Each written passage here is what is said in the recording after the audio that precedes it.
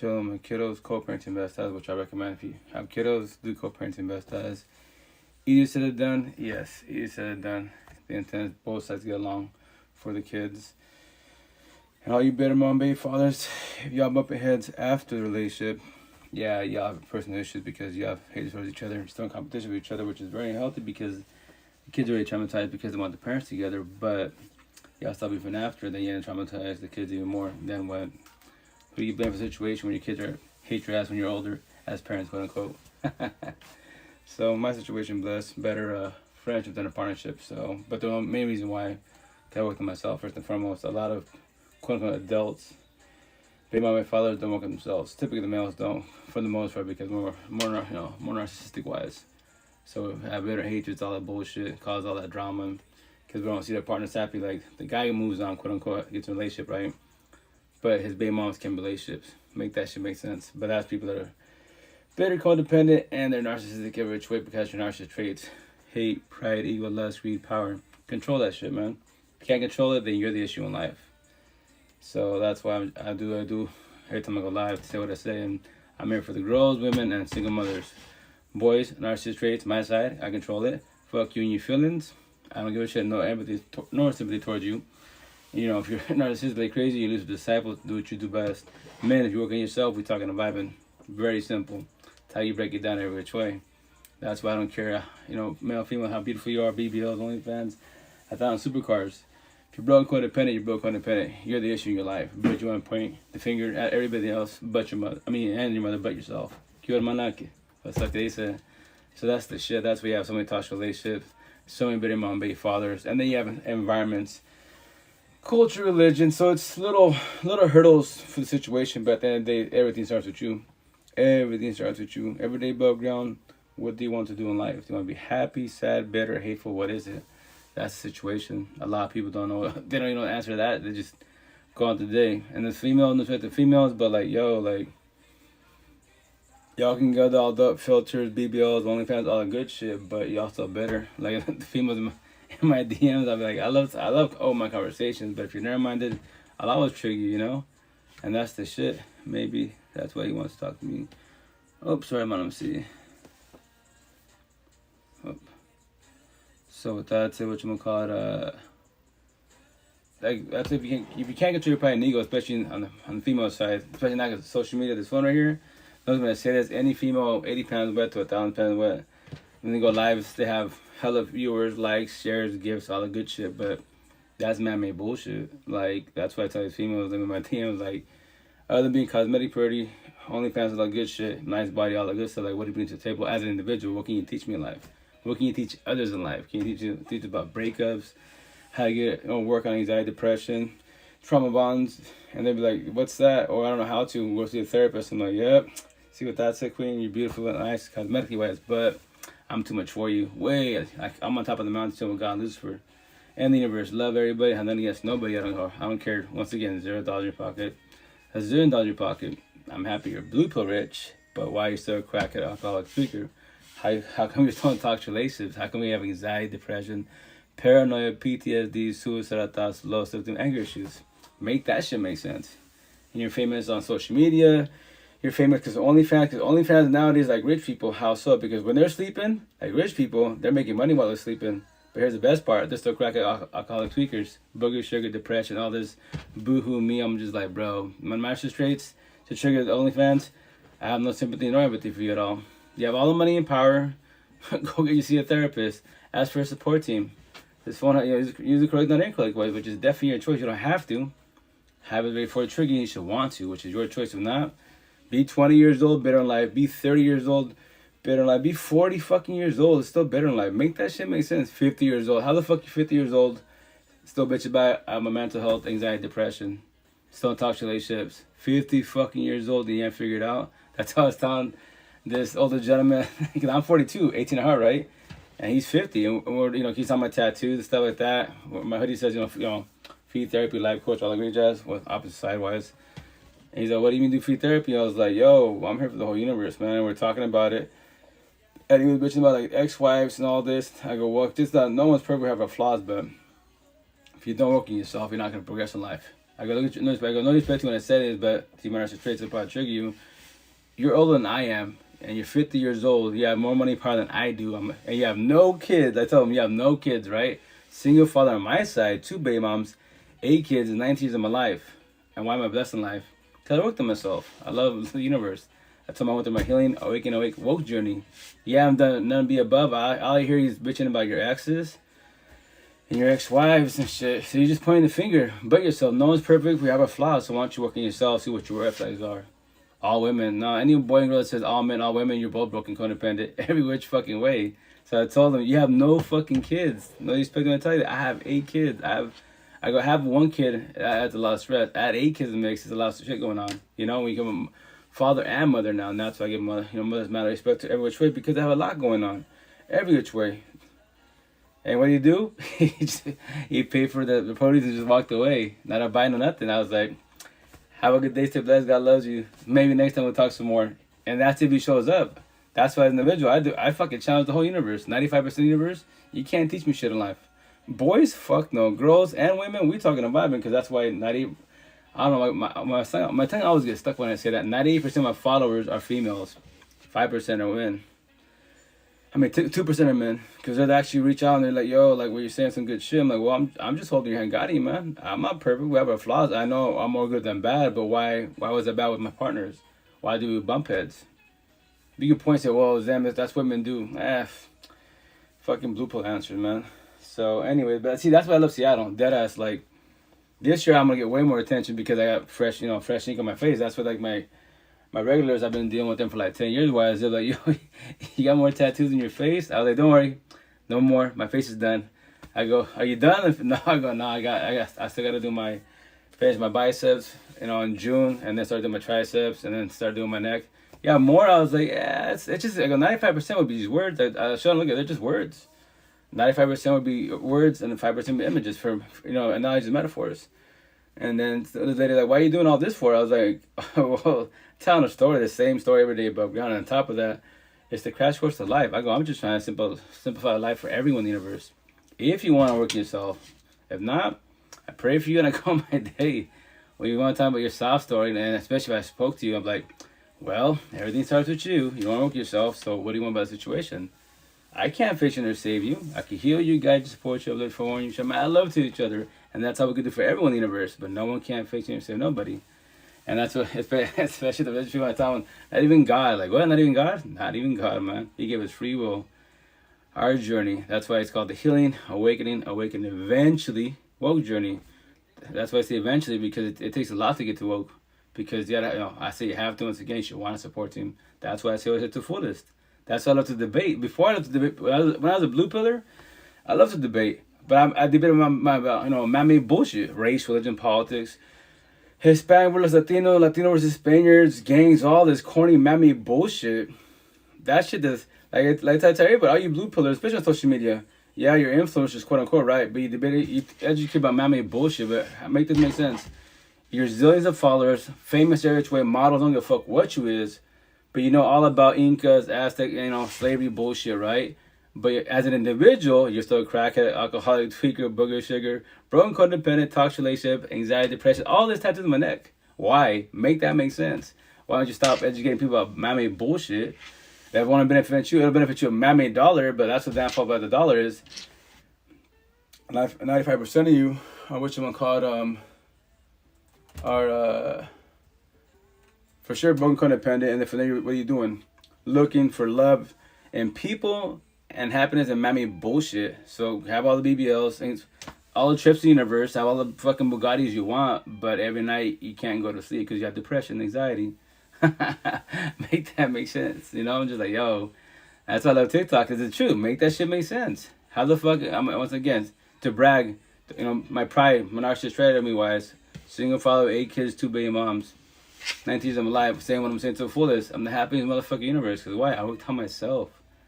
Fell back, had a support team, and I'm a death, and that's why I tell a story now. That's why I'm always, you're always going to hear me promote Seattle. I always promote Seattle, because that's my real home. I'm from Eastern Washington Valley, 3 hours east from the valley, east from Seattle. 1950 Rolodex time. This is fucking little Mexico, man. As an individual, dead ass. as an individual, there ain't shit other than my family, quote unquote. But my family's massive. But I only speak to like my parents once in a while. I literally live next to them, and then my sister, my brothers. I don't talk to them. My other sister, when we see each other, you know, through IG, Facebook, etc. So the rest of the family, not really considered crazy. Quote unquote friends, they know who the fuck I is. No, because I'm considered crazy because they're in toxic relationships, and obviously their girlfriends, which I know who they are, etc. You know. They reached out to me, etc. I talked to them. You know, they talk about the relationship issues with my, you know, my cousins and friends. And I'd be like, well, man, I tell, especially the Spanish females, right? I go, well, baby girl, the issue is this: you're dating brown men. We're the fucking issue. These boys, us, for fucking garbage. When it comes to relationships, fucking basura, dead ass garbage. So I tell you, he's doing what his father's doing, uncle's doing, grandfather's doing, and machismo, which is narcissism. You dress like a nun. You can't look at guys at fucking on any platforms, but he could be the manhole that he is, right? Body hop all he wants.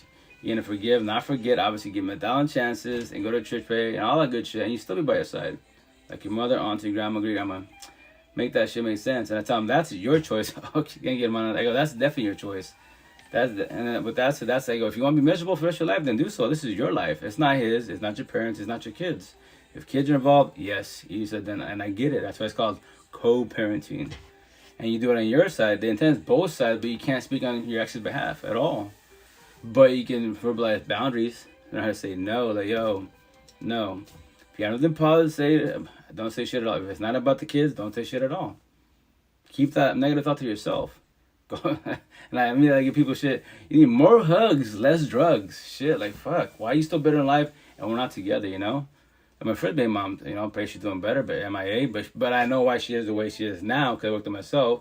And that's why I created a category, which I'm going to get tatted on me, and which I'm going to make a shirt that's going to trigger a lot of people that live that lifestyle. So this is the person you don't have by your side. And I'm going to preach to my last dying breath to make it so fucking easy for the whole universe. I don't give a shit what color he is, where you come from, and I only speak English, you know where I'm coming from. So if you don't have a dark, take it back, not dark empath, a lost empath, lost empathist. Who's that? The black market, a gangbanger, mafioso, drug dealers, racist military guy. People from the block. There's the answer. What? Why do you want to go? The worst ones are people from the block, the ghetto, the hoods. Why? Not all of them are bad. A lot of them are bad because look at the environment. It's a ghetto hood. All they know there is toxic love, lust, drama, trauma bonds, and trauma. That's all they fucking know. They don't know what love is. They don't know. They have a concept, have an idea. They watch the movies. They go to the suburbs, see happy couples over there, and they're like, yeah, that's what I want. They want it, but they don't know how to have it because they're not learning to love themselves. So with that said, that's why I say as an individual, my first baby mom, 12 years, Latina, right? Cause I was Venezuela, raised in New York. Get hoods about hoods potentially, right? All the 5 boroughs, I speak all the East Coast shit. I was educated about all that bullshit. But with that said, I have nothing against the East Coast women, nothing like that. But if they're girls from the hood, I will be friends with associates. Fucking, we'll have some badass conversations, crack jokes to the fullest. But she wanted her to be on my side as a potential. And females like that get in their feelings about it. Why? I'm not better than you. We can all equal. You just don't know that. But I'm way too much for you because all you know is toxic love. You have so much pride and ego. Someone calls you out your name. Come ugly, fat, and stupid. New York ain't shit. The BX ain't shit. You'll get in your feelings about it. And you're going to catch a case. And I'm not going to be a probation officer. I'm not going to be the referee. You want to get altercation? Peace, baby girl. I'm leaving. I'll give no fucks. I come first and foremost. I'm not chasing no person in my life. It could be my own kids. Nope.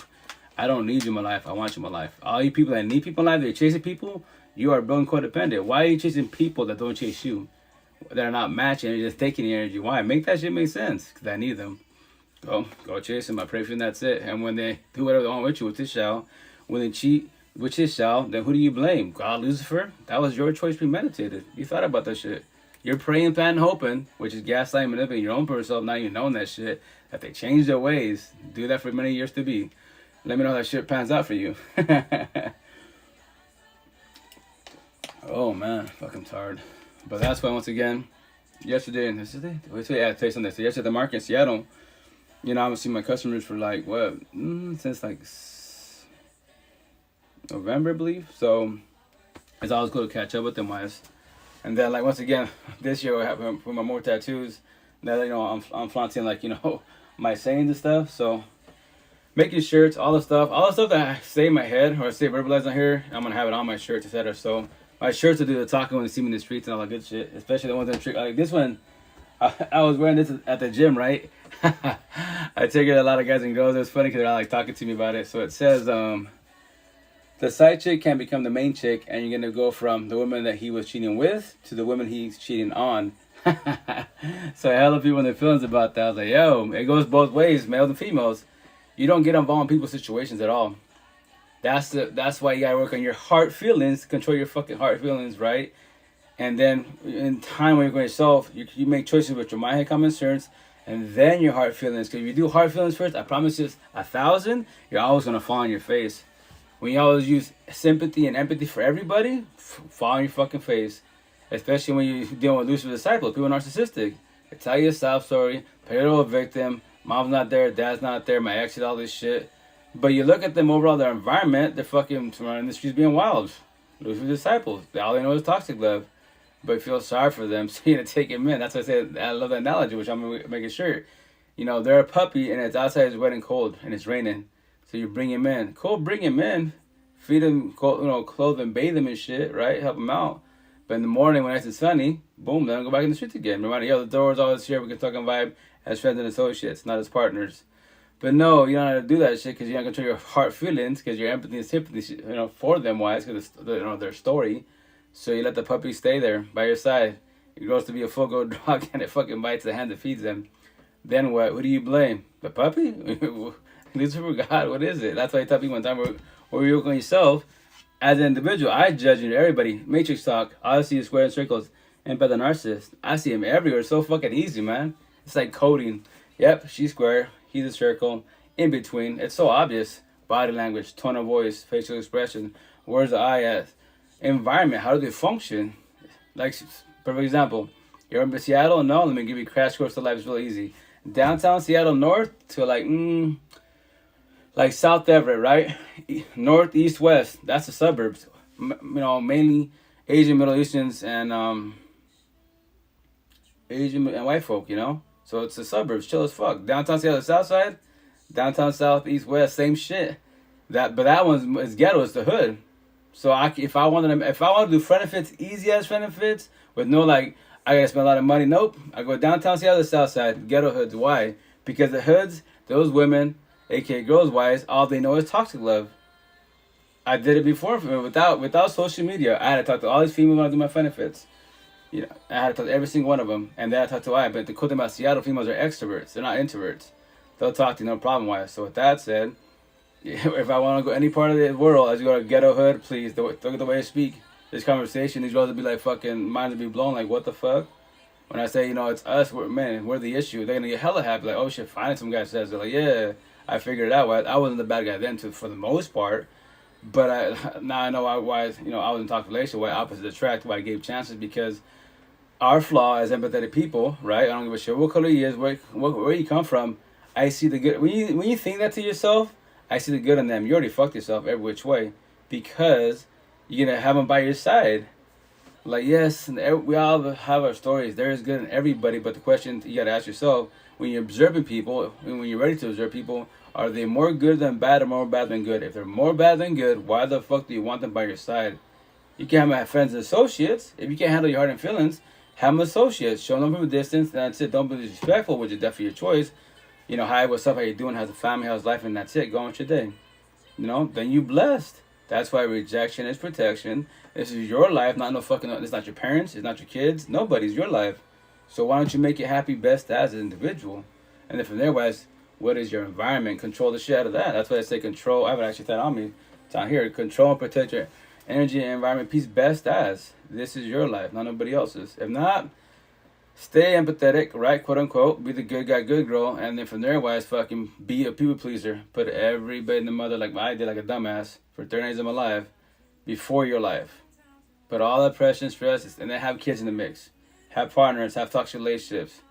Fucking destroy yourself. Why do you think everyone bitches about 3 my narcissist traits? Everyone bitches about my mental health. Well, why the fuck do you have mental health issues? Very simple, because your fucking environment. You don't allow narcissist energy vampires in your fucking life. At all. But that's definitely your choice. If you want to feel sorry for everybody, then do so. I pray for you and that's it. Worry about everybody in the mother but the person in the mirror. Put the person in the mirror as the back burner. Because every day above ground, Love it or hate it, who you gotta deal with first? The person in the mirror. So when you see them every day above ground, do you love them? Do you hate them? What is it about them? You do? Well, I want to get, for the females, I want to get BBLs, I want to get, my chest done. Do what you gotta do to make the sleeve cosmetically, in your eyes, more beautiful. And when you get your BBLs, OnlyFans, all that shit as a female, tell me you're beautiful now. Tell me you love yourself, mind, body, heart, soul, 1,000. You love yourself 100%, 1,000% with mind, body, heart, soul, and you comprehend that true happiness, unconditional love, and support starts from you. Tell me you got that. You know how many females I talk to, OnlyFans, BBLs, all this shit, models, fucking broken, codependent, depression like a motherfucker, off their fucking domes. I tell my hermana, it's just day by day baby steps. That's all we can do in life. But every day above ground, what is your environment? What is your environment? If it's toxic, why is it toxic? If it's unhealthy, why is it unhealthy? What do you have by your side? If you're not happy with the person by your side and you've been trying for so long, then I believe you for sure, because you're a woman. You women are more empathetic than males are. We're more narcissistic. So with that said, why do you have by your side? You still feel sorry. They ain't give a fuck about your feelings. Why you fuck about, why you give a fuck about their feelings? Well, then this is as empathetic people, what we do. We gaslight and manipulate ourselves like, yo, like, what's gonna happen to them if I break up with them? If I leave them? Like, honestly speaking, why do you give a fuck? If you're in a toxic relationship and they've been mistreating you wise, they're fucking adults. They can go back to their parents, some of the family, siblings, or if they have nobody scenario, right? Some dumbass will take, another dumbass empathetic person will take them in, because they'll use hard feelings, empathy, and sympathy, and promise you they'll have them by their side. And that's why when you get the breakups, you see your ex move on right away when they're body hopping, and they're all happy, all lovey-dovey, and on social media, like, yo, don't worry about that shit. It doesn't hurt, yes. Easier said than yes. Then why are you watching the social media wise? Why the fuck do you give a fuck about your ex, what they're doing? Let them be. Pray for them, and that's it. But you already know, especially if your ex just moves on, body hopping, which is typically males for the most part, but females do it also. Yo, they didn't take time to heal at all. They went from one relationship to another relationship right away. It's called body hopping.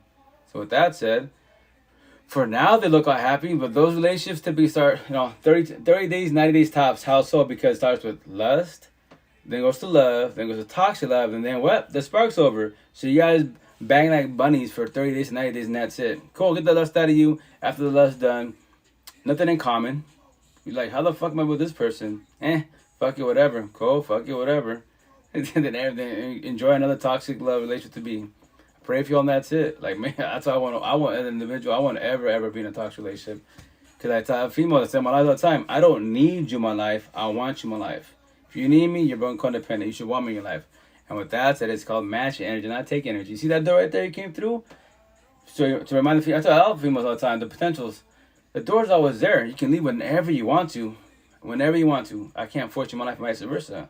You're not going to hurt my feelings if you get up and leave. I promise you. I won't even shed a tear. Because I don't need you. I want you.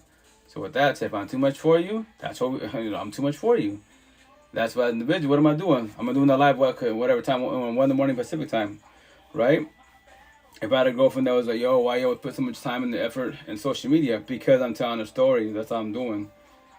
To remind everybody, you're not alone, first and foremost. I'm always in your pocket. And then from there, wise, you can get your life back whenever you want to, which is your choice.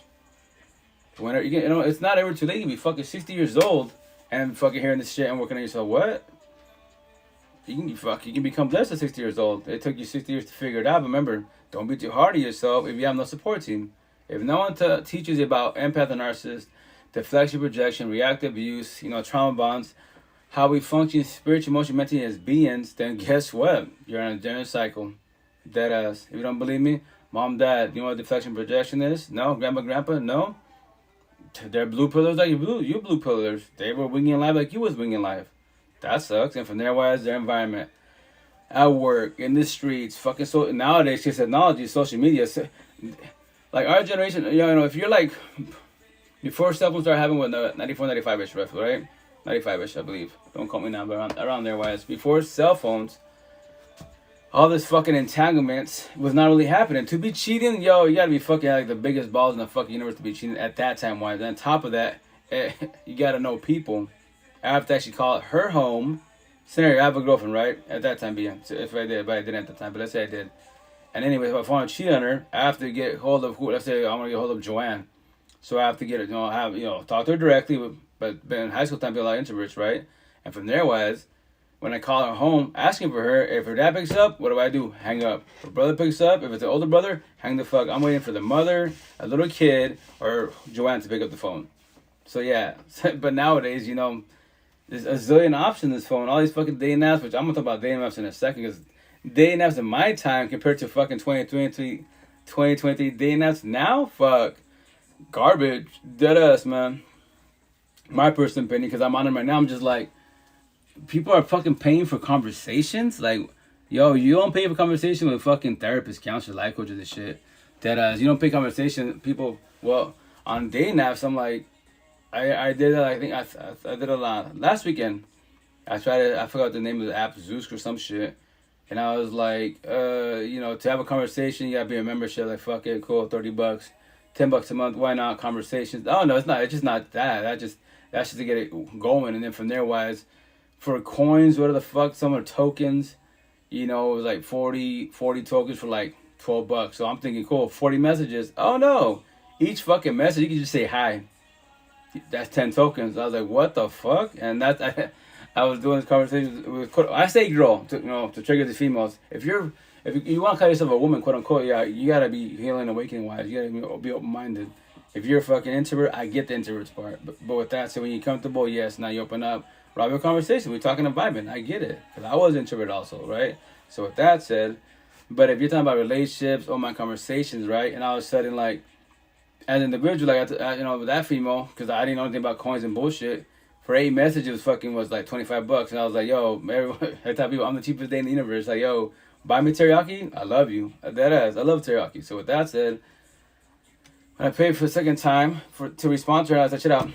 I paid another $12 to tell you this. So with this said, like, if you want to continue on this conversation, my conversation, raw real life shit, here's my platform. Here's my IG, here's my Facebook, here's my email address, here's my phone number. You can do whatever you want with it if you want to continue. I go, I am not paying no more for this conversation. That's what I told her. She didn't respond, right? Like 2 days later, she responds. I swear, this is the shit. You have adults. I'm an adult now. You have adult high schoolers. Adult high schoolers, they didn't grow up. How the fuck you're 50 years old and fucking tantrums and shit? 60 years old and toxic relationships, body hopping, going to clubs and all this shit, trying to pull all these young girls. You're an adult high schooler. You didn't grow the fuck up. So that's analogy wise. So with that said, she messaged me. She's like, well, if we was together, how are they? And I was like, dude, you're 44. I'm fucking 42.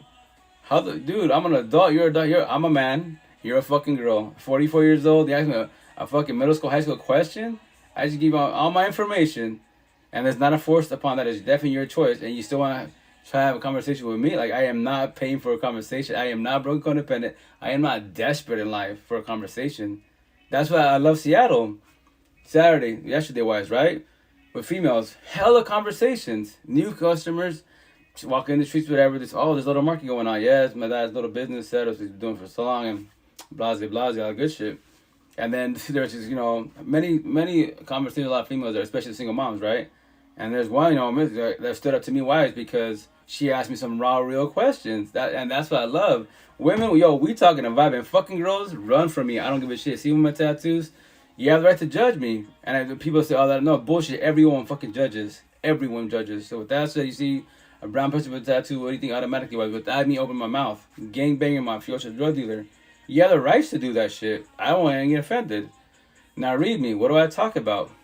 Ask me a question. What are your tattoos about? That's what her name's, Kelly. I call her Miss Kelly, nickname-wise, right? I'm assuming she's about my age or maybe younger than I am. Maybe like 35-ish, whatever, roughly. 2 kiddos. And we were just talking and vibing. And she's on my hoodie. It says, free therapy life coach. She's like, oh, so you do that? I was like, yeah, really? She's like, you really? For real? Like, yeah, free therapy. Why? I'm just telling a story, because a lot of people want to go to therapists, counselors. They fucking charge you $50, $100 an hour and all this bullshit, and your therapist, counselor can't even teach you shit in life. I tell her, give me an hour of time, I'll blow your mind. I go, right now, you got time to talk? She's like, oh, yeah, I got time. So we talk, because it was slow, right? Because the market's already started. So we talked for like 20 minutes, and we were just talking about, because she's going through divorce, all that. And then she asked me, she's like, all your tattoos and stuff you have on you, I'm reading them wise. Because she's like, can you turn your head? Like, yeah. She saw it, and I showed her, I read all this, and I showed her my arm, etc. wise. She's like, that's some good ink. I go, thank you. She said, but why are you doing all this for? I was like, so, you know, I go, you don't know who I am, but I'm a single father, 2 baby moms. 8 kids, 19 years of my life. Now I know how it is to be mom and dad. You mothers have the hardest job in the universe, especially when it comes as you do it now as a single mom, right? She's like, yeah. So I was breaking it down. She's like, you speak some good stuff. I was like, yeah, that's my intent too. Because the intent is that our, quote unquote, like every parent says, that our kids do better than us, quote unquote. But if our kids don't know anything about life, relationships, how we function spiritually, mentally, as beings, the flexion, all my tattoos, then guess what? Our kids will repeat the same cycle, aka the general cycle, like we did, like our parents did. That's if people go divorces or they stay in toxic relationships together. They have that bullshit title like in the Spanish culture. Oh my husband for 30 years. Yeah, 30 years fucking miserably. Everyone sees your relationship, your kids see it, and they know it's fucking garbage. But you're still there for the fucking title. Because their pride and ego. I'll wait till they'll cheat on me. Fuck it. They do that. It's like, no, don't do it to yourself. But I get it. Easier said than done. I was you. I make it sound so easy. Like it's nothing, because I worked on myself. Now I comprehend all I ever need in life is the person in the mirror. I want people if they want to, if they match my energy, and I take my energy. I already comprehend that. So I am blessed as an individual. So I make it sound really easy. As I tell people, like, yo, when you're more empathetic, you're about people's feelings because you're, the sympathy, empathy wise. Like, but here's the kicker: if they're hurting your feelings, like I say to you, my narcissist, fuck your fucking feelings. What? But you're nice. Yes, I am a nice person, but I use my narcissist traits. I control the fuck out of them. So if you treat me stupid, I'll treat you stupider. You want to hurt my feelings? I'll destroy you, and with no remorse. But I'll tell you exactly why I'm doing what I'm doing. Elaborate to the fullest, and be stop using narcissist traits. Use them, but you don't know how to control them. So use them correct, not incorrectly. But that starts with you as an individual. So that's why, so that's with Miss Kelly wise, fucking beautiful conversation. That's why I told, look at that. I don't know you from Adams, right? You came here to buy produce, a couple apples for the kiddos and stuff, and now we have my conversation. You're not scared of me. My conversation. That's fucking beautiful. I told her, you're a woman. Girls can't have this conversation. Especially I told her in the Spanish culture, Hispanic, Latino Spaniards, you go Eastern Washington, you ain't been there? You say, yeah, Little Mexico, man. There is no potential for me, all of Eastern Washington, which I'm going to do TikTok about that shit, to call out all the Spanish girls on the east side. Hispanic, this, but I don't give a fuck, for 10 years old to fucking 100 years old. Teach me some shit I don't know. Because all you middle school, high school, y'all fucking body hopping, being old manholes and shit. Y'all having relationships at fucking 10 years old. How the fuck are you doing that? Because your heart feelings? You're about to get destroyed at 10 years old over a fucking breakup. I pray for you. Wait till you graduate and you go to the matrix with us other adults. You're going to get destroyed even worse. Even worse, because when you hook up with a guy or girl that's had money and power, and your boyfriend, girlfriend doesn't have the money and power, they can buy you out. I want Gucci Prada. He can't afford it, but he can. Fuck it, not go body hopping, go get bought by $1, and that's called toxic love bombing. I pray for you, and that's it. I go home my day, and that's the shit. I'm just like, that's why maybe in time potentially move back to Seattle, because I love Seattle. I love Seattle to the fullest because extroverts. That's why I speak the way I speak to the fullest, open-minded wise, because of Seattle. Born and raised in Eastern Washington, Mexico, I'm hella introverted, but even then, like introverts, what happens? When you're introverted, yeah, you stay quiet, humble, you're observant, quote unquote, to a certain extent. But when you get comfortable with people, fuck that, you become an extrovert. The people you vibe with, you become an extrovert to the fullest, and that's really who you are. That's everybody in reality. But I get it, because you put your walls up, people hurt you, past the present. I get it. There's a lot of shit going on, but that's why as an individual, be always observant in your environment. If you don't be observing your environment, you play like a fiddle by losing disciples. People are narcissistic every which way. They have no remorse for what they do because they don't know what they are. But they know a fact 1,000. Yeah, he's a good guy. He's a good girl. I can mop him up for the money, status, and fame. I can take him everything. I'm offer him lust, and that's it. I'll be there for a minute.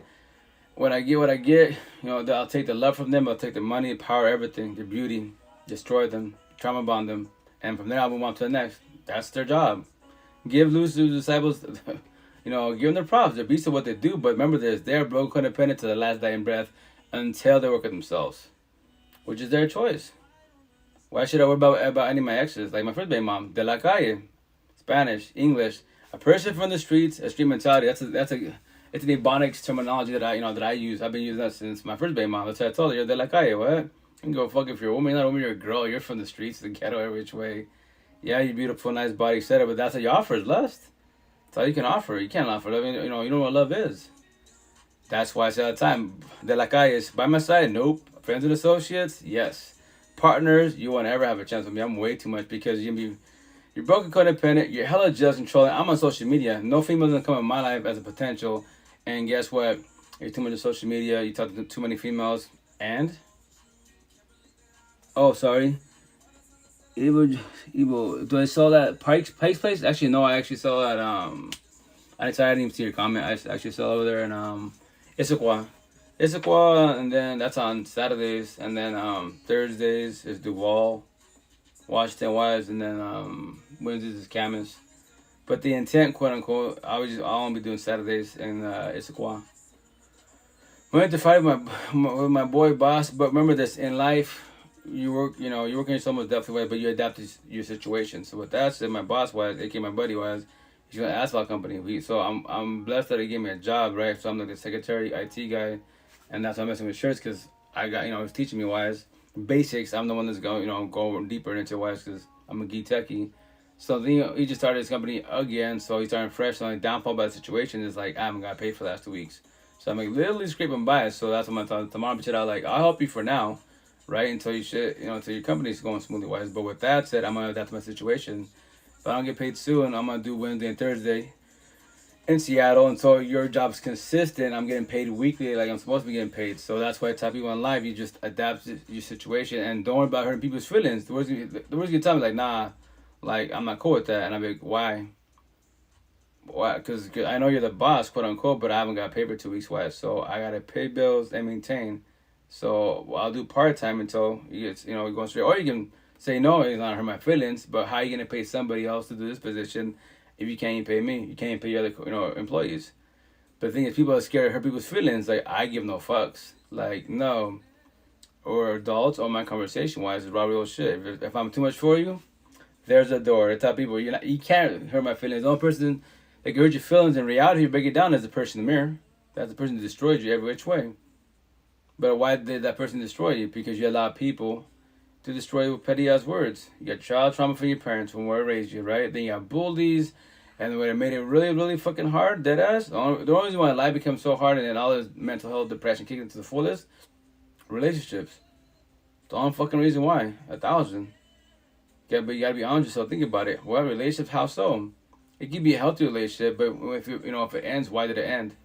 If you just still thinking about like, damn, was a good relationship. Yeah, it was a good relationship, but why did it fail? What was your wrongdoing? What was their wrongdoings? And remember, everyone comes in your life initially as a blessing, and when they leave, what's the lesson? If you can't comprehend that, then okay, just keep rolling to the next relationship wise. And that's why you forgive, not forget, and let go. Do closure for yourself. If not, you bring your past traumas, insecurities to the present relationship. And when you push a new partner, which you shall, if you haven't worked on yourself, then what? Especially when you start accusing them to be like their ex, you're just like my ex. Drop those corny that you're just my ex used to do that. Like, why the fuck you beating up your ex?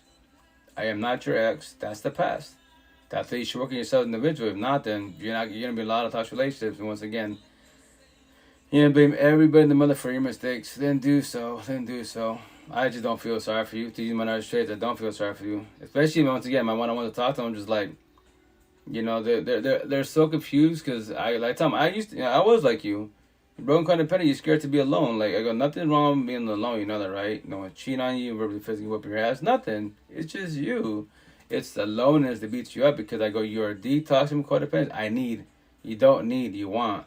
First and foremost. So in time when you comprehend that, you switch your wording. So with that said, go. If you want to remember this, I'm just holding your hand, guiding you. It's your life, your choice. If you're getting lonely, you can go back to your ex, or go back to a person like your ex, or you can try a healthy relationship. But I promise you, 1,000, you aren't ready for the relationship at all. I promise you that.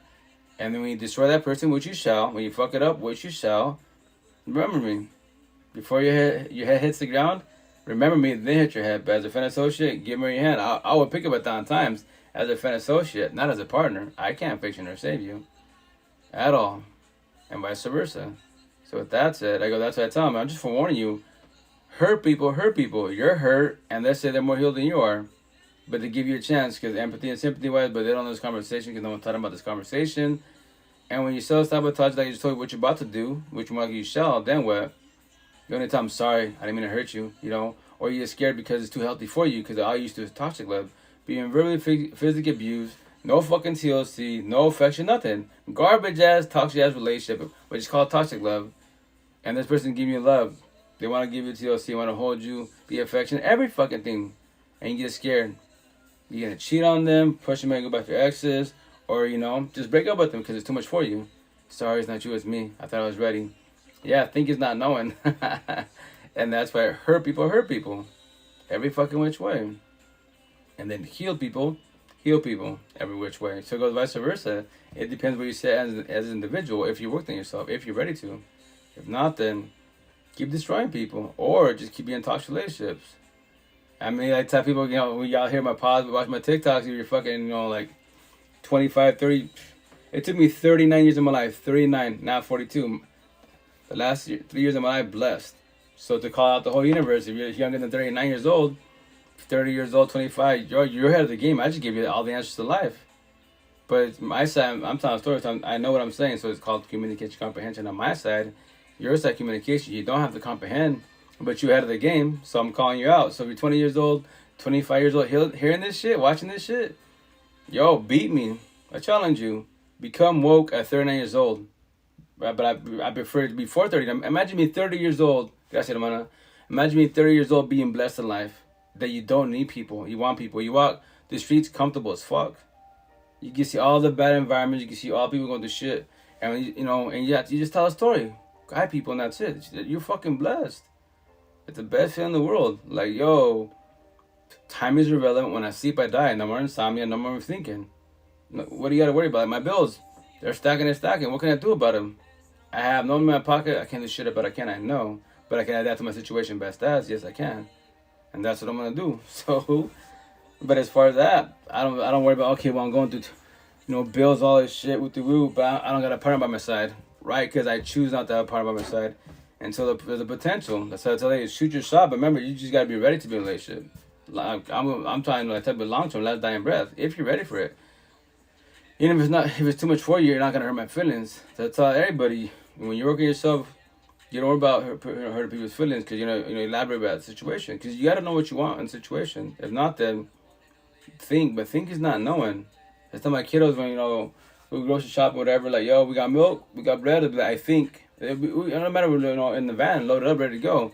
I'm like, we go in grocery shop and go verify, go get off. Yes. If not, then we'll go shopping. We'll go where you think. Like, I think we got it. And when we come back to grocery shopping wise, guess what? We didn't have milk.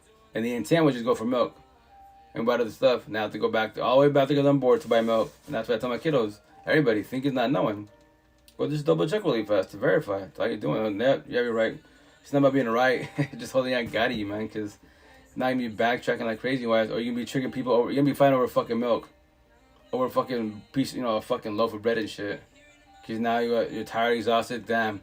We're gonna make sandwiches, whatever, and I have to go drive all the way back. We bought everything once again, but the milk, but the whatever situation is. And over petty shit, you're gonna argue with your partner. Now you're bumping heads. Potentially, you get triggered. And you do reactive abuse. Shit's flying in front of the kids. All that shit over fucking bread, over fucking words. Pretty mind blowing, huh? But that's why I don't miss none of that shit at all. That's why, actually more like I told my ex. I love you for leaving me. So I do love her for leaving me. Because if not, we were together, we were together 7 years. It'd be 8 years, 9 years, 10 years. Fuck that shit. I'm blessed. Because my first mom, 12 years of misery. 12 years of misery. I got fucking destroyed in that relationship. And that's like my second mom told me we got 7 years together. Whereas, but she told me, which is the truth. The dead ass truth, like my parents, right? My father more physical because of traditional culture, all that bullshit, right? So what I say, I don't want to hit my kids. I was my father, so A for effort, I did that part. But, like my ex was telling me, my second mom, she's like, I'd rather beat my ass physically because I could recover from a black eye, busted ribs. But you with your words, you say you love me, but I'm stupid. You say love me, but I'm fat. You say love me, but it's dumb. Those words in my head, because you say you love me, play 1,000 times. But you want me to have do TLC with you, go and lay down with you, be with you. How? I mean, they're just fucking words, get over it. She's like, right, words to you because your father destroyed you with words. Your first mom destroyed you with words, and she didn't tell me, which is, then I didn't give a shit, like, whatever. But it is true, because she's like, you bitched about your baby mom, how she destroyed you, all this shit, right, but you became worse than your baby moms. Cause you just, when you're triggered, you just don't give no shit. So you just devour. I was like, yeah. But then I bet you, cause you don't want to tell the truth, you don't do self accountability wise. I'd be like, whatever, just words. She's like, right, but you're telling words to myself, which I'm still working on myself and our kids. They're just kids. I'm like, right, but I'm trying to bite my tongue best dad. But me as an individual, when I'm triggered, I don't give a shit who you. You can be God. You get in the line of fire, I'll slaughter you. You didn't tell me anything about your past, I'll bring you to the present. I won't give a shit if I hurt your feelings. And that's why the thing is, if you can't control your narcissist traits when you're triggered, you hurt a lot of people with your words, and that's why words words cut deeper than a knife. You gotta watch your words. But and with that said, that's why you're working yourself. So I told her, Cyrus can't fix shit. Tell my kids, Cyrus can't fix none of this. I destroyed you with words. You have the right to not talk to me. That's definitely your choice. But I can tell you this. I can elaborate to you why I'm saying what I said then. Because what I've done, worked on myself. And that's as an individual, that's a cool thing. That's all you do for yourself. You can't be too hard on yourself because once again, if no one taught you anything I just told you, then why be hard on yourself? If your parents did not teach you any of this, they're like you, generous cycle. The intent is that one of you break it, that quote unquote, I imagine you see it on social media, and you can break it. The downfall, it's pros and cons. The pros for yourself, you're working on yourself. Start the healing, awaken the eventual woke journey. The cons is initially the healing journey. People are. That's why more women are empathetic wise, right? Because raises, nurturers are like great jazz, right? More love and they do more communication comprehension. As men are narcissistic, so we're scared to work on ourselves. Deadass. So what do? Typically, the whole phase, body hopping, wild the fuck out, give no fucks.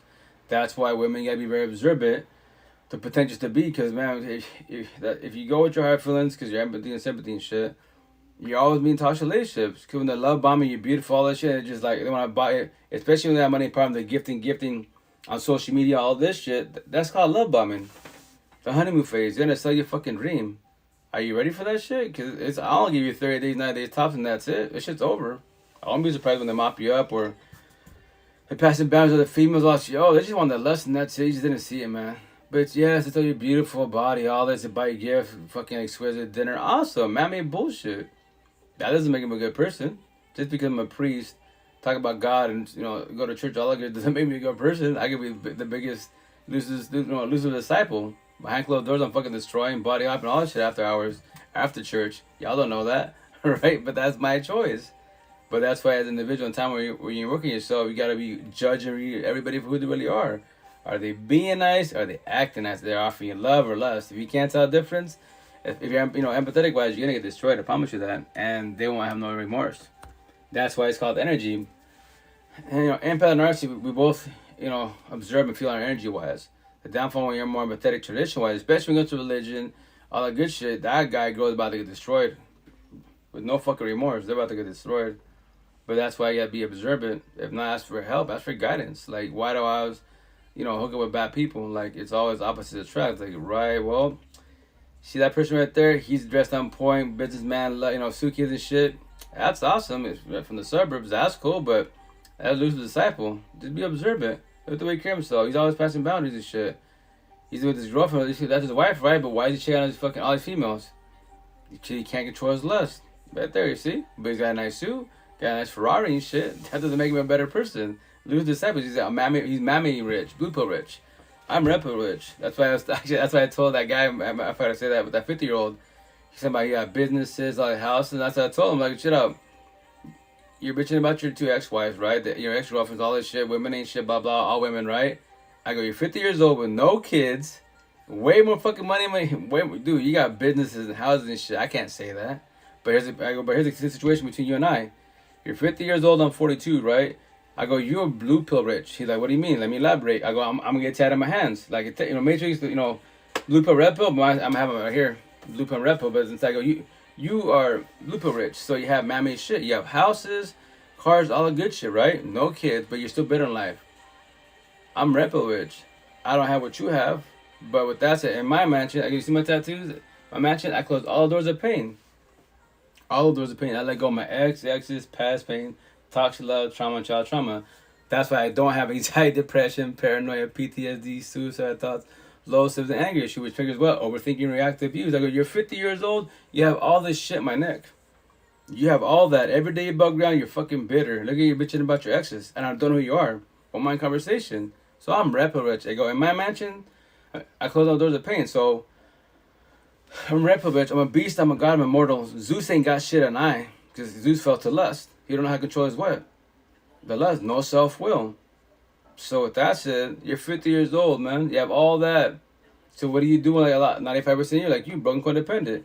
You're looking for love and people, man, bullshit. But all you're doing is buying band-aids to happiness for your cuts and wounds. When you gonna fucking forgive, not forget, let go, right? Do closure for yourself, and now they become scars. Scars don't hurt. I could put this is a scar I had for every little kid. It don't hurt no more. When you get cuts and wounds, it can heal, but it's not healed. So that's when you bump it out, it hurts. Yeah, it's not a scar. When it becomes a scar, it don't feel shit no more. It's just a memory. When you have cuts and wounds in life, what do? You fucking dwell on your past, sit in your feelings. Do that most definitely wise. But you're not ever gonna evolve in life. I go, that's what I told you. You're 50 years old, man. I'm 42.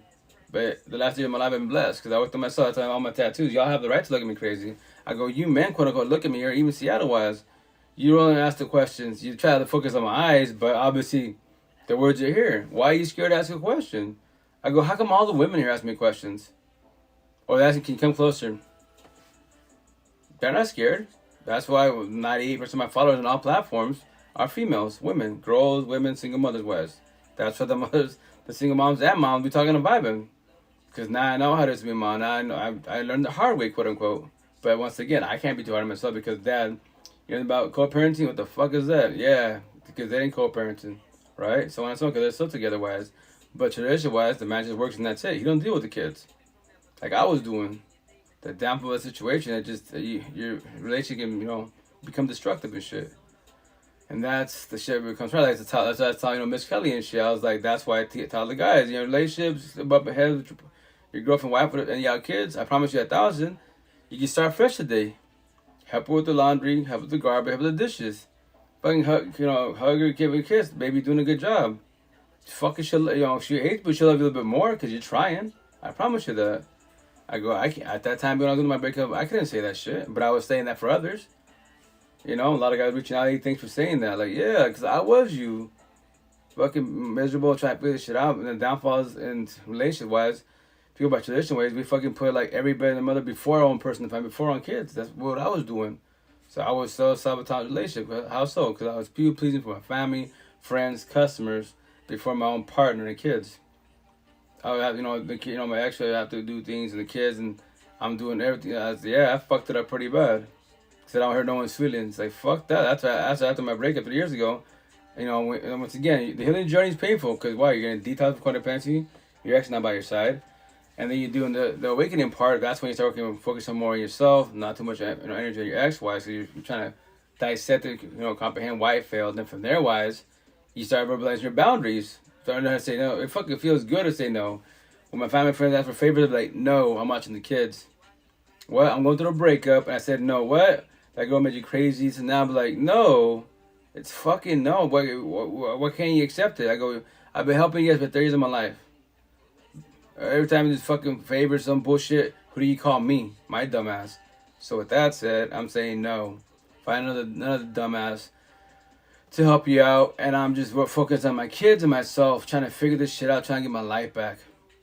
And that's what happens in the situation when you start your healing journey. You're gonna die from the codependency part, was a hurt, and from there was, I tell my one-on-ones, you ready to lose everything? What? You can lose all your family and friends. Because when you start speaking more positive and stuff, you talk about empath, narcissist, all my tattoos and stuff like that, I wasn't all out, because that's why Miss Kelly asked me, she was like, why you get out tattoos in your face, neck? I go, because as I go back in the day, man's voice is powerful. You don't have to have money, to have fame, to have a conversation. Nowadays, I go in 2023, my voice ain't shit. No man's voice is shit. Only if you're fucking social media famous, or you have money, power, and fame in real life. So what I choose to do, I made a choice 3 years ago.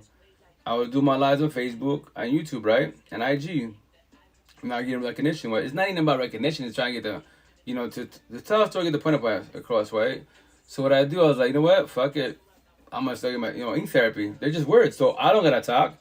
You be talking to me walking the streets, and you see my tattoos, especially my neck and face, and that's why the boys getting the feelings about it.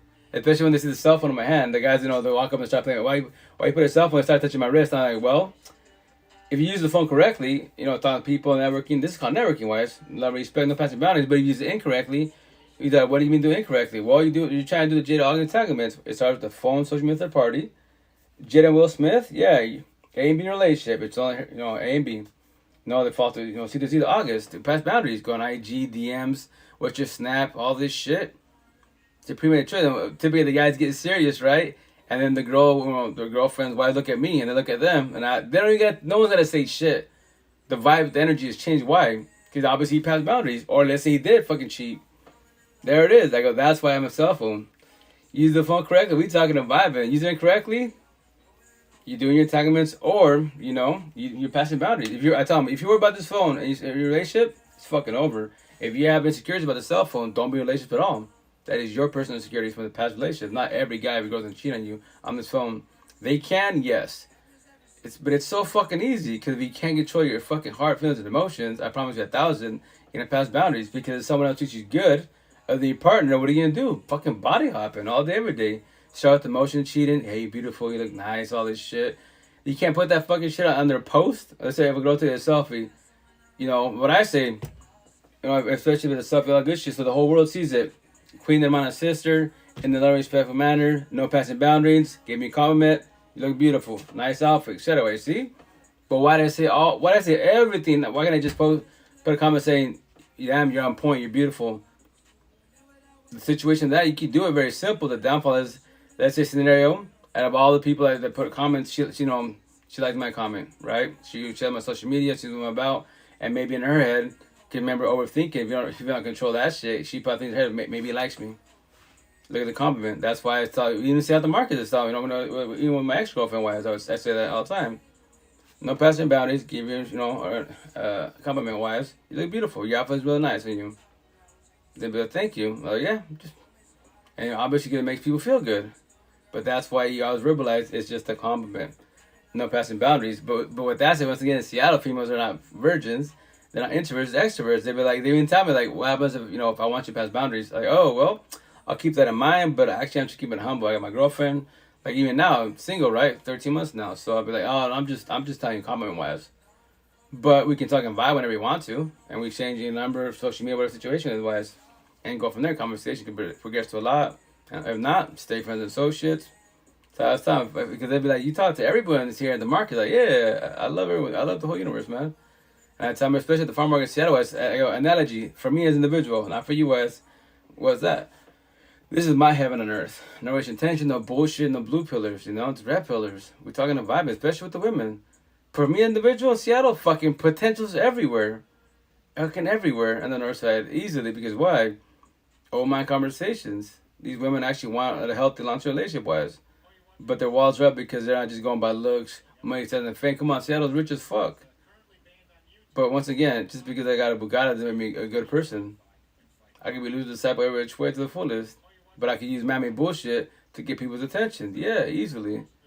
And that's the shit. That's why when I tell you that 50-year-old guy, like, yo, you got money, talents, and fame, you can pull all the women you want, but you're not healthy for yourself, you don't know how to love yourself. You're 50 years old, bitching about your exes. But yes, you will pull every female in the universe, and all you can offer them is toxic love. Lust, drama, trauma to trauma. You can't offer them love, you can't love yourself. How you bitter at 50 years old, I'm 42 years old, but I became woke at 39 years old, someone after you my life blessed. And you've done a lot more than I am in my lifetime. But with that said, I go, that is man-made rich. And that's Lucifer rich. I'm godly rich. I love the universe. And that's what I forgot. That's what triggered the morning. He just walked away. And that's what I tell him when he's walking away. Yo, the door's always here. We can always fucking vibe. Because if you don't, which is definitely your choice, you don't have to. But I tell him, in your mansion, I had a door of pain. Every time you fucking think about me, you're telling you pass this little fucking market on Issaquah on Main Drive. I think it's called like Front Street. Don't call me that. I go, you're going to think of me. Love it or hate it, every time you drive by here, you're going to think about me in this conversation. My voice, my tattoos, everything. I live in your mansion rent-free, but here's the kicker. You can always reach out whenever you want to. That's the beautiful thing about all my conversations, man. Words are fucking healing, soothing, or very destructive. Using correctly, very powerful as fuck, or very destructive when you go through breakups. Or in a relationship. You'll get found stupid. That's why us guys fuck it up every which way, because we can't control narcissist traits because we don't know what the fuck that is. A pride and ego, we don't know what the fuck that is. And, we're in a heated conversation, doing reactive use, fuck you. throw your ass in the prison, you're crack alcoholic, your mom ain't shit, they hate you, all that shit. You destroy your partner. And that's how we self-sabotage relationships. You can't really bounce back from that. That's why I say, which I'm going to get to that in time. When someone disrespects respect, they already broke loyalty, trust, and love. All they can offer you now is what? Toxic love, lust, drama, traumas, and trauma. Take the L, walk away, save yourself. If you choose to want you, which is your choice. Simple as that. It's a breakdown. So that's why I would tell you, like, Miss Cut and the other females are like, man, you speak some good stuff. I was like, yeah, I can work to myself. I love the universe. I have nothing against nobody at all. Like, you can be the fucking most sociopath, psychopath person in the universe. I already know the way you are. Let's have a conversation. Let's break it down. But yes, you're locked up for a minute for what you've done, for your actions. But the intent that, you get out, if not, you're here for life, you can still live here comfortable-wise. Now you can get your life back. Just in this lifetime, you did a really bad mistake that caused you to be here for a long time, or let's say your last breath here. But live it to the fullest, and then teach others that are locked up here that have opportunity to get out of jail and shit, so they don't fall back to the streets and bullshit. Go back to the old ways. That's why I think a lot of people that are locked up, they're comfortable and shit. They get back to general population. All real life, it's too many people for them. They can't handle it. It's too much for them. That's the shit. That's what it sucks, man. It's like, no, everything starts with you as an individual. Every day above ground. Every day above ground. And that's what ladies like, day by day baby steps. Yep, day by day baby steps. My motto for the whole universe. That's all we can do. Like, tomorrow, we might not wake up. So as long as we live today, the present, the fullest as much as we can, then we're blessed. If you had a bad day, when you try to go to sleep, try not to sleep on a bad note. If you bump somebody, just, you might have to call them because you might be still mad at them, but you can trigger them, have a good night. They don't have to respond. Let's say you're bumping heads with your ex, your father, mother, and they text back, fuck you. That's their choice. But at least you said good night, You do, closure for yourself, because tomorrow when they above ground, maybe I'll feel better, we can have a conversation. But they don't have to have the conversation when they're bumping him. You cannot force no one in the universe to have a conversation with you guys. That's why when it comes to breakups, your ex doesn't have to give you closure. You can want the closure, but here's the kicker. Scenario, right? Because obviously you're going through a breakup, codependency, all the good shit, the loneliness. Let's say you're authentically wise, your ex gives you closure. Yes, we talk about it, all the good shit. But with that said, I'm just letting you know after the conversation, I still don't want to be with you. It's over. It's done with it. You hurt me, and I'm done. So you're going to be satisfied? More likely not. You're going to be fed up, but what? We have a conversation, like, right. But it doesn't mean that I'm going to be with you. I'm just doing closure for myself and for yourself. But you don't got to take it. And that's the shit. That's what you got to do for yourself. Do closure for you. Because if you don't do closure for yourself, and you're matching your ex, past pain, toxic love, trauma, child trauma, each door of pain that people hurt you, they own it. To your last dying breath. That's the shitty part. And especially, let's say scenario, it's your parents, right? Your child trauma, and they passed away and shit, and you still fuck them. Fuck them when they're dead. Damn. That means you're going to die miserably. You got the best partner, all the BBLs, OnlyFans, 1,000 supercars, but fuck your parents, and they both passed away. Yeah, you're going to fucking be self-sabotage a lot of shit. Especially when people ask, which at the markets, ask everybody, how you doing, how's it going? Especially the young cats, right? Or it doesn't matter age, how about that? How's the family? How your parents doing? Some teenagers, obviously, as parents, we're not the best parents. If you want to talk how to speak correctly wise, then you're just, once again, genocidal wise. Some teenagers be young, 20, 25, 30 years old. Oh, I don't tell my parents. I'm like, my that's I'm sorry for that, but maybe in time can. And they'd be like, I don't want to talk to them. I go, for now you can say that. I go, I'm not forcing this conversation upon you guys, but I can just tell you this. For now you have the right to say that, but I'm gonna tell you that as a parent, not just because we're parents doesn't make us parents. A lot of us parents are winging life. A lot of us wear the mask, smile, but behind we're dying crying. And we don't talk to nobody, especially as a man, quote unquote. Yeah, from their ways, they'd be like, oh, some of them be like, yeah, I never thought of that. I go, because we don't talk about it. No one talks about parenting, how it really is, I go, I'm just forewarning you my side. Like, I have 8 kids, I destroy my kids' words. All of them can hate me for the rest of their life. Would I get my feelings about it? No. They have the right to hate me for what I've said, right? Because words hurt every which way. They destroy you every which way. But when you're working yourself, you can actually bounce back from the situation. But then with that said, that's another thing about parenting wise, which I always preach every time I go live about it, just to remind people, like, if y'all trying to have kids, like, make sure you're both ready first and foremost, right? You're both doing communication comprehension. You want a long-term relationship. You both love and lust each other. You both comprehend there is fucking lust and beauty fucking everywhere. You have the best woman in the world, natural body. I don't give a fuck BBLs. Whatever the fuck in your eyes is beautiful, right? By your side. But you could be traveling and then be more beautiful, more exotic, more better bodies, all that good shit. More kinder, more sweeter, right? So with that said, you gotta comprehend that shit. This body just the best is cosmetics. So with that said, like, as long as you're both blessed, we love and lust each other only, then we become each other's friends, best friends, lovers, partners, and what therapists? It's us only. And both of us become a power couple when we, heal, guide, support, uplift, for one, show my love to the universe. And that's it. Nobody catches feelings for fucking nobody, right? Quote unquote. And you control your lust. If you can't control your lust, then you will always fall to lust. So the answer is no self-will. When you have self-will, you control lust. You don't have no self-will, fall to lust. There's the answer for everyone in the universe. So with that said, you gotta be ready for that, right? Because once you bring the kid in the mix, it's a blessing. It's also a lesson. Everything in life is a blessing and a lesson, right? So with that said, the blessing, cool, kiddo, right? 2 people made one, all that great jazz. That's awesome. But if you can't control your lust, if you're having problems and shit, this phone, you can make a post, and from there, you got people in your DMs. If your partner's not showing love, respect, y'all bumping heads, you have male and females in your DMs, from their wives, emotional cheating to physical cheating, entanglement, and so on and so on. Now you get to the co-parenting and all that shit. It's a lot having a kid. It's a lot being relationship-wise if you haven't worked on yourself. That's why you both got to be ready for it. That's why as a single father with 8 kids, it sucks to know that now that I know for the last 3 years of my life, right? And to my last dying breath, I already know the answer. So with that said, that all my 8 kids can become crackhead alcoholic tweakers. All of them. They can all be in toxic relationships, be verbally, physically abused. They go through a bad breakup to the point where they fucking hit rock bottom and they're off their dome. Because they can't handle the pain. They're exhausted. They're tired. And people with suicide and bullshit, the only reason why they do it, if you break it down to the fullest and they're on themselves, is that they don't want to be here. They're tired of what? Toxic love, pain, overthinking, and what? Insomnia. It's the only fucking reason why. And what's toxic love? We all love hurts. Love does not fucking hurt at all, man. Like, I used to have it, actually, how many? Love is good when it's good, but when it's bad, it's bad. My analogy, my metaphor. But I was in a toxic relationship, and I said that shit like in 01, 02, a long time ago, right? But why? Because I'm in a toxic relationship. I'm trying to love somebody that doesn't love me back. That's why it hurts. But no, I go, that's why it's called toxic love. Toxic love hurts because you love somebody that doesn't love you back. Welcome to toxic love. And that's why they want to off their dome, because they don't know how to get over their ex. And that's why all you people out there with the V card, the virgin card, fuck, I pray for you and that's it.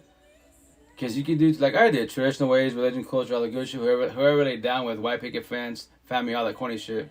Awesome. Is it going to work out that way in 2023? Fuck no, it's not. Maybe in third world countries, potentially wise, but even then, the phone's the kryptonite.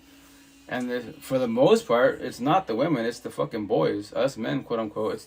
We're narcissistic, we're just raised that, men do whatever they want to do, all this shit.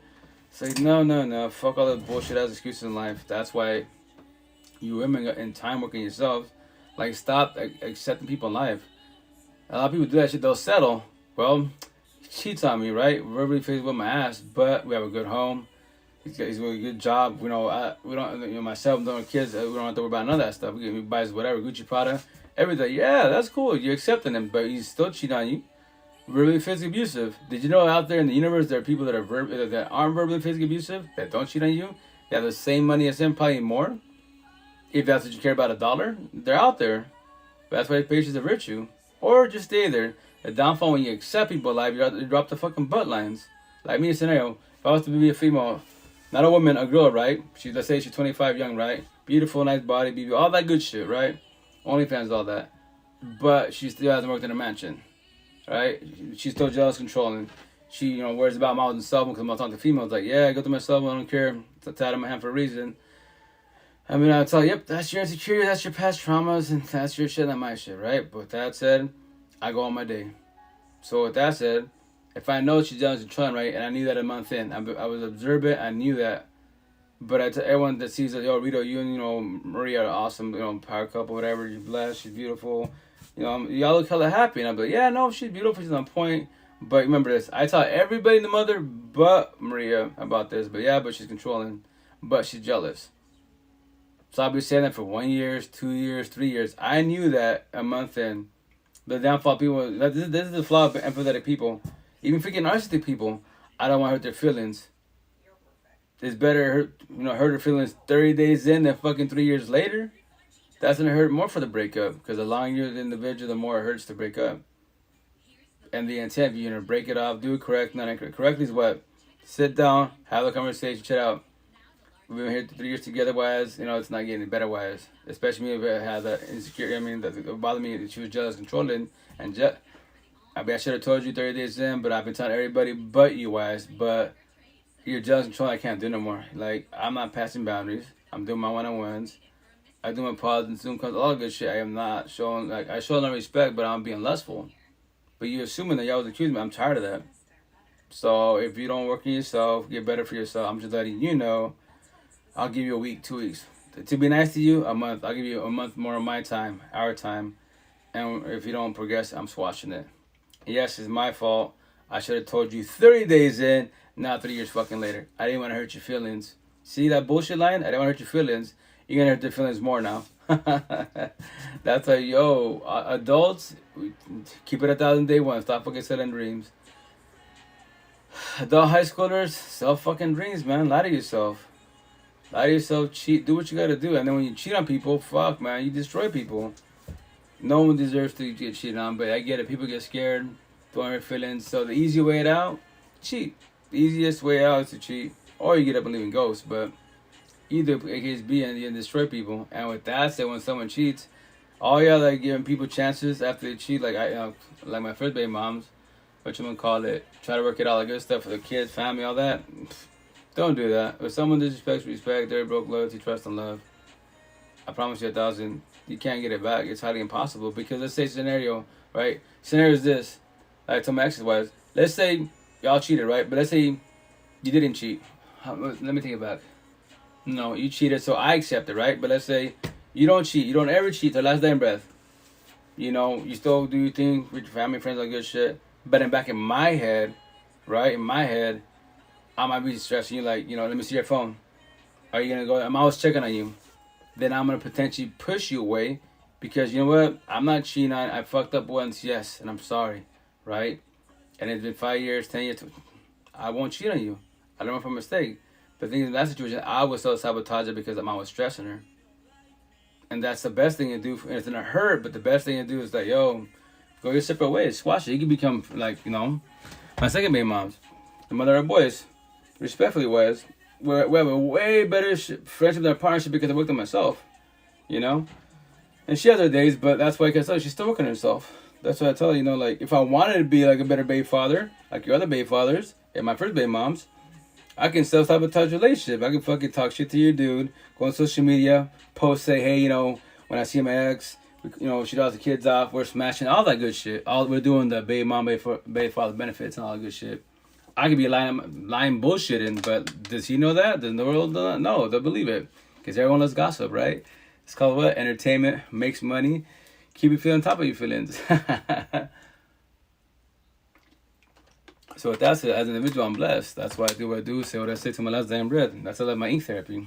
That's why my ex-wives, because, the idea is my boss gets fucking paid this week so I can get pay-wise, right? But that's what I tell you, I used to watch a lot of movies. I can't really get a job because of my tattoos. I go from female dude. I told deadass, used to watch the 1950 Olympic time. So any female has, which they do, tattoos in the face, neck, they can get any job here. Why? Because it's called sex appeal, lust.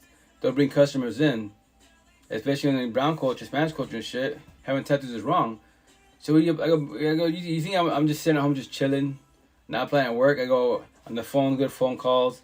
Good, pre-interview, resume, all that great shit's great. And then I go in person, I'm the fucking devil. I'm interviewing the fucking manager, assistant manager. I'm like, I ain't telling, what are y'all scared to ask me questions about my tattoos? They're just tattoos, man. And I mean to give people shit, especially the blue pillars, especially the religious people, and I tell them, because they're in Spanish culture, like Catholic and Christians, right? And I tell them at the end of the interview, like, you go to church? What? I know, curveball question, but do you go to church? Yes. I go, why? What? Why are you go to church for? I go, did you know Jesus sat down with rapists, killers, The bad people, he loves to talk about the bad people. Why? Because the good people, for the most part, are doing good. For the most part, bad people are doing pretty bad. So you could judge me and not read me, but you can't. I go, keep going to church because God loves you. Have a good day. Stay blessed. And they get all serious and bitter. I love. That's the cool thing with people. You kill them with kindness, especially the religious people. Like I'm bro and raised the Catholic, but it's just a category in the religious world, like, which I'm gonna tell on my back this year. So my back, I'm gonna have I think it's called. Don't quote me now, but I think it's called like the cross of Exodus. The easiest way to look it up is like Tupac, the rap artist. He has a mini version in his back. But so I want to do mine from like lat to lat. The top of my neck is in a habit, but the top of the cross is basically a thick outline of a cross, and then it has a thin line in the inside. So the top of it, you'll see the neck, sticking out, and then the very top doesn't say, as long as you live godly, all the 10 commandments, Jesus, like as an individual, you are blessed as an individual. You see that? I emphasize it twice. As an individual, you cannot speak in your parents, partner, nobody in the fucking Catholic, Buddhist, atheist, don't give a shit what you are. Can't speak on no one's behalf but yourself. So as long as you live in it, you be talking about Bible and love and respect. I'm not being with the Bible. I'm not forcing your ways or my ways, and vice versa. All these Bible thumpers that force their fucking ways, they're Bible thumpers, man. Narrow-minded, introverts, all that good shit. Those people, show them from a distance. Don't matter if it's your partners, parents, siblings, all that good shit. That's why you don't do opposite attraction relationships. If you do, I pray for you and that's it. I go my day. I observe that shit. I don't even say it loud to trigger people. I say it at the market. I don't give a fuck. But I don't miss those toxic relationships. Fuck that. All y'all doing opposite attract, I pray for y'all. I go, do you know the door is right there? You can leave whenever you want to. The door is right there. And they would get all mad. The guy gave me the dirty look. I'd be like, have a good day, sir. Stay blessed. God loves you. That's how you trigger people. Like, what do you say to that? Especially in a public scene. What you'd be like, fuck you. I'll be fucking, but I'm blessed. Fuck you. You're mad at work. I say, have a good day. God loves you. Damn. And then everyone, especially in Seattle, the extroverts, everyone give them shit. That's how you do it publicly, man. Kill them with kindness, man. Petty ass words. So I tell people, 95% of the universe is broken codependent. Y'all get triggered and die with petty ass words. Just fucking words, but I get it. And that's why if they trigger you, either you talk shit in your head, right? Or verbally speaking of a situation, it's called reactive. You're reacting to the words that someone told you, to the environment.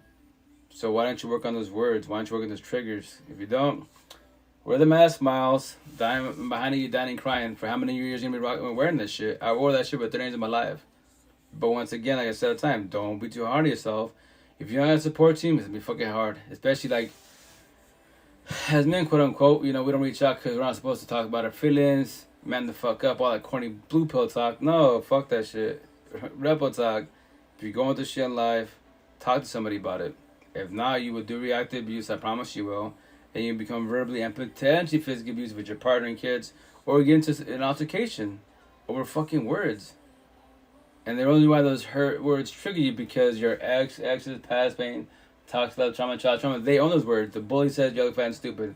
Your parents eating and eat shit. So that hurts you. But the worst ones that hurt you with those words is your partners, your exes.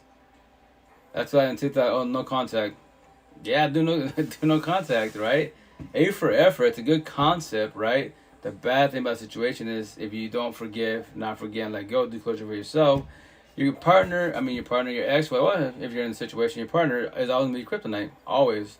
You can have a support team, we can make you feel good, pick you up down times, but in the day, and now you go with your partner, or you go home, and now you gotta deal with, with your ex-wives. If you see them, especially the true test, if you let them go, quote unquote, because I forgave them, A for effort, you forgave them, and I let them go. I was like, did you know a lot of us lie to ourselves just to convince ourselves, I'm healed, I'm woke. I was like, yeah, especially on Facebook, all the spiritual world, man, they'd be like, oh, I'm woke, all these goddesses and star seeds and gods, and I laugh on Facebook. I'd be like, well, I'm the referee, 1% of the universe. I call everybody out. So how can you call yourself a goddess or a god? But you're here on Facebook debating about fucking slavery and ancestry, Aztec. I'm like, yo, you're a red pillar, yes, but you're a demigod goddess. And they're like, who are you? Oh, well, you don't know who I am, but I'm 1%. I'm the referee. I call everybody out. Only blue pillars bring up that conversation of racism and fucking ancestry and bullshit slavery. I was like, if you want to keep it 1,000. 2023 slavery times is modern. It's around you. They'll get mad. What do you mean it's around me? when you're in a toxic relationship, right? And you're broken codependent, and you get trauma bonded, and if you don't know what trauma bond is, that's when you're big. But 1,000 times you're still there praying, planning, hoping. Yeah, welcome to fucking modern day slavery. Because if I'm narcissistic, I want to destroy the woman, and she's more empathetic with, and I cheat on her, verbally, physically whoop her ass.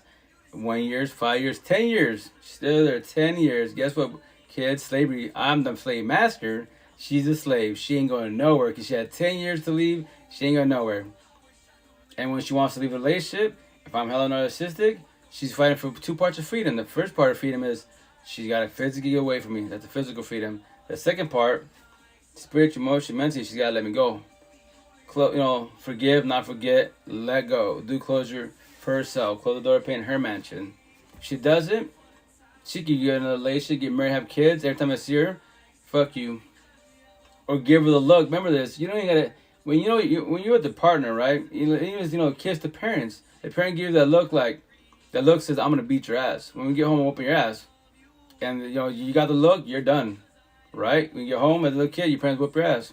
Cause you're misbehaving at church, acting stupid, and whatever it is, cause your kids, whatever, in public. Same thing with your partners, your exes. They give you that look. Ugly, fat, and stupid, whatever situation, but it's just a look. That suffice. And that was me, kryptonite. That's modern day slavery. Relationships, dead ass. Everyone bitches about them, like, look around you. I love God. I treat everybody else in the mother good, but my partner, I verbally physically whip her ass. I'm all cheating on her. Make that shit make sense. So that's why it's Facebook. I love calling them out. I'm like, yo, go on TikTok. And I was telling them to call out the universe. You're a goddess, right? You're a god, quote unquote. All this star seed, all this 70, blah, blah, blah. Like, cool, red pillar. I get the concept. Let's do a dual live. What? Dual live right now. Or whenever you want to. On my conversation, on my debate. Tell me some shit I don't know.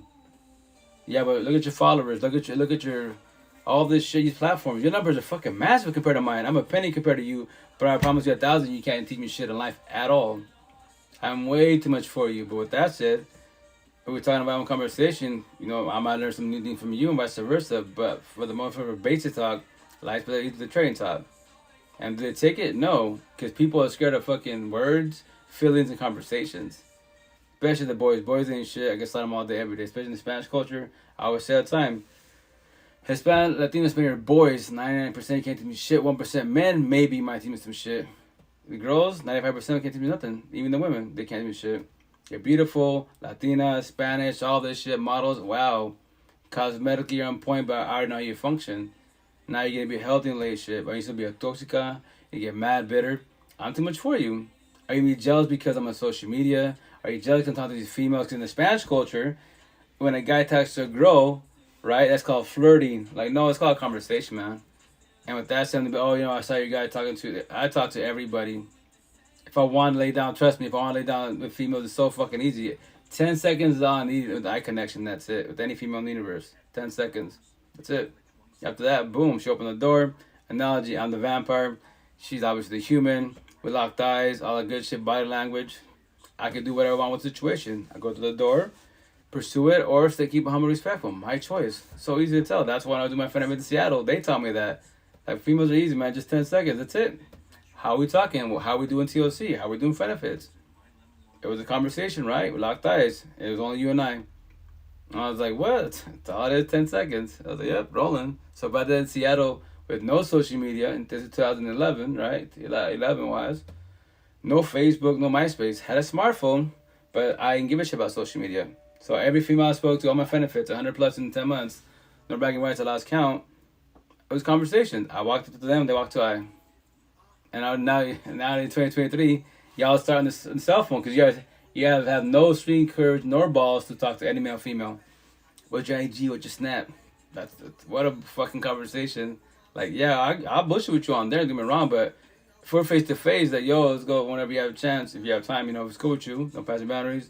I vibe with you, talk with you. Let's go have Starbucks, whatever, lunch, dinner, whatever you're comfortable. Because it's about respecting your boundaries, your space, no problem. By saying that, obviously you get the female's attention. If vice versa, you work on yourself, female to male, whatever you're into, right? And from there, I tell people, a conversation can evolve to a lot more. Because about what? Study everybody. Body language, tone of voice, facial expression. Where's my eyes at? If I'm taking you out to, quote unquote, to get to know you, but I'm trying to waitress, Every female is a fucking walk-in because I'm at a store. Or you're in fucking, you know, the lustful state of, you know, Florida, Miami, all that good shit, Daytona Beach. Lust everywhere, see through everything. If your eyes are fucking everywhere, why do you want to be there for? Why do you want to be with the person that's, you know, a date to be to potential to be wise, but their eyes can't stay focused on you? They stay focused on everything that's walking, because they can't control that lust. They will fall to that shit so easy because they have no self-will. That's why. You gotta have self-will in a relationship. If you don't have self-will, it's not gonna work out. I promise you that. That's a typical. For the most part, you women, females, are more empathetic. You have self-will. Whoever you love less than them only. Us men are more narcissistic. Yeah, communication, no comprehension. We can't control lust. No self-will. And that's the answer for everyone. Why people cheat. You know, for the most part, boys, no self-will, lust, like good shit, so on, so on. Females cheat because why? That's the last step in life as far as the relationship. It sucks that it gets to that point, but spiritually, emotionally, mentally, she already checked out. And then he's about to die. To hurt him bad. And that's the shit. It should have to get to that point, but it will. But that's why the intent is you learn from the situation. If not, keep in the same toxic relationship. It's just a new body, just different face. And it sucks. It shouldn't have to be like that, because that's why a lot of exes, if you break them down, they're all the exes are very similar wise. And in time when you work on yourself, observe red flags, not fucking collect them. If you break down all your relationships, right? All your relationships, all your exes, benefits, whatever situationships, whatever you got involved with, right? Whatever term you want to use, everyone has the exact same red flags. They're all controlled, jealous, but every person you lay down with gives you a new red flag. So that's what I'm saying. You're collecting them. I don't have a relationship. All you're collecting is new red flags. In time working yourself, start the inner awakening journey. Now you be more observant. So you observe the red flags. You don't let it slide, and you start collecting green flags. And then you be better. You have a better chance. That's why people fucking struggle with relationships. They're stuck going on dates and shit. They worry about rejection. Well, it's like, dude, just go fuck. There's a date. Go there to eat a meal. Enjoy it best as. Let's take the shit. Let's shit play. Fuck. Can't control the food, can you? But through conversation, let's take the shit food, shit conversation. If you don't gotta go there again, and you gotta go out with that person again. So I tell people, man, just as an individual, like, I don't dress to impress for nobody. The only money I put on myself is my hair, my braids, and that's it. Clothes, nope. Walmart, everything's cheap. I don't. It's just clothing. That's all it is. And that was the worst part when I was doing my benefits, right? Because like back in 2011. All my buddies in Seattle, my coworkers and stuff, you know, my boss is like, you don't even dress up at all. And you pull all these women. It's conversation, babe, boy.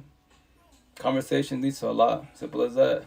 Like, that's how I'm like, look at y'all pretty boys and shit. I'm nothing to brag about. Y'all pretty boys, Gucci, Prada, your whips, all this shit. And you're scared to talk to females.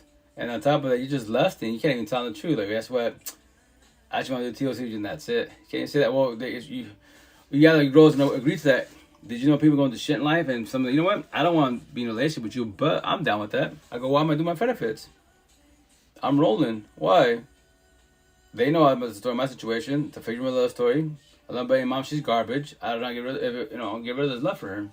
But the reason why we do the whole phase, aka, you know, benefits and all shit, whatever you want to use, you know, situation wise, because like you know, my sister Leslie, I love her. Like one of my coworkers, she put me aside when I was like losing it, because I was like. The downfall is when you can't control your lust, no self-will, you become greedy as fuck. Hella greedy, because, you know, it's becoming one with the individual is beautiful, right? Especially if the session is good, the TLC is good.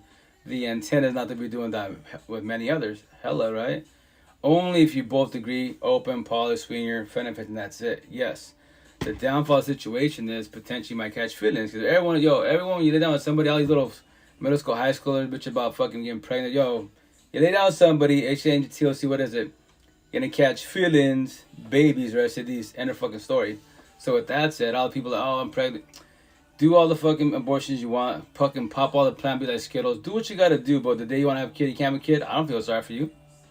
At all. No sympathy, empathy. Nope, God gave you, whatever they say that saying, God can give you what you can handle. You could have handled it, but you chose not to because you want the easy way out, which is definitely your choice. I just go on my day. So with that said, that's why, you know, when you're doing that, you got to be very cautious of that, because you will catch feelings, or if not, your side you control. Like us men, quote unquote, like that's why you got to do so many whole phase, because they put their feelings aside, right? Females more empathetic wise and catch feelings. But for the most part, if you're more narcissistic, you will put your feelings aside. It just matches, and that's why guys and girls, especially guys, I love you, you're my girl, you're my wife, but they're just bitches. Because in their heads, they're zoning, they're putting away their feelings. The downfall is those girls, the side chicks, can cause a lot of situations because if you try to squash it with them, or you don't want to be with them, they'll try to blackmail you. It's a lot of shit to get involved with that. When you try to do the entanglements, don't do this shit. Best thing to do is break it off. Don't be in relationships and just do poly over relationships. Benefit to set it wise, verbalize it. I promise you, a lot of people in the universe, they'll down for it because they don't want relationships.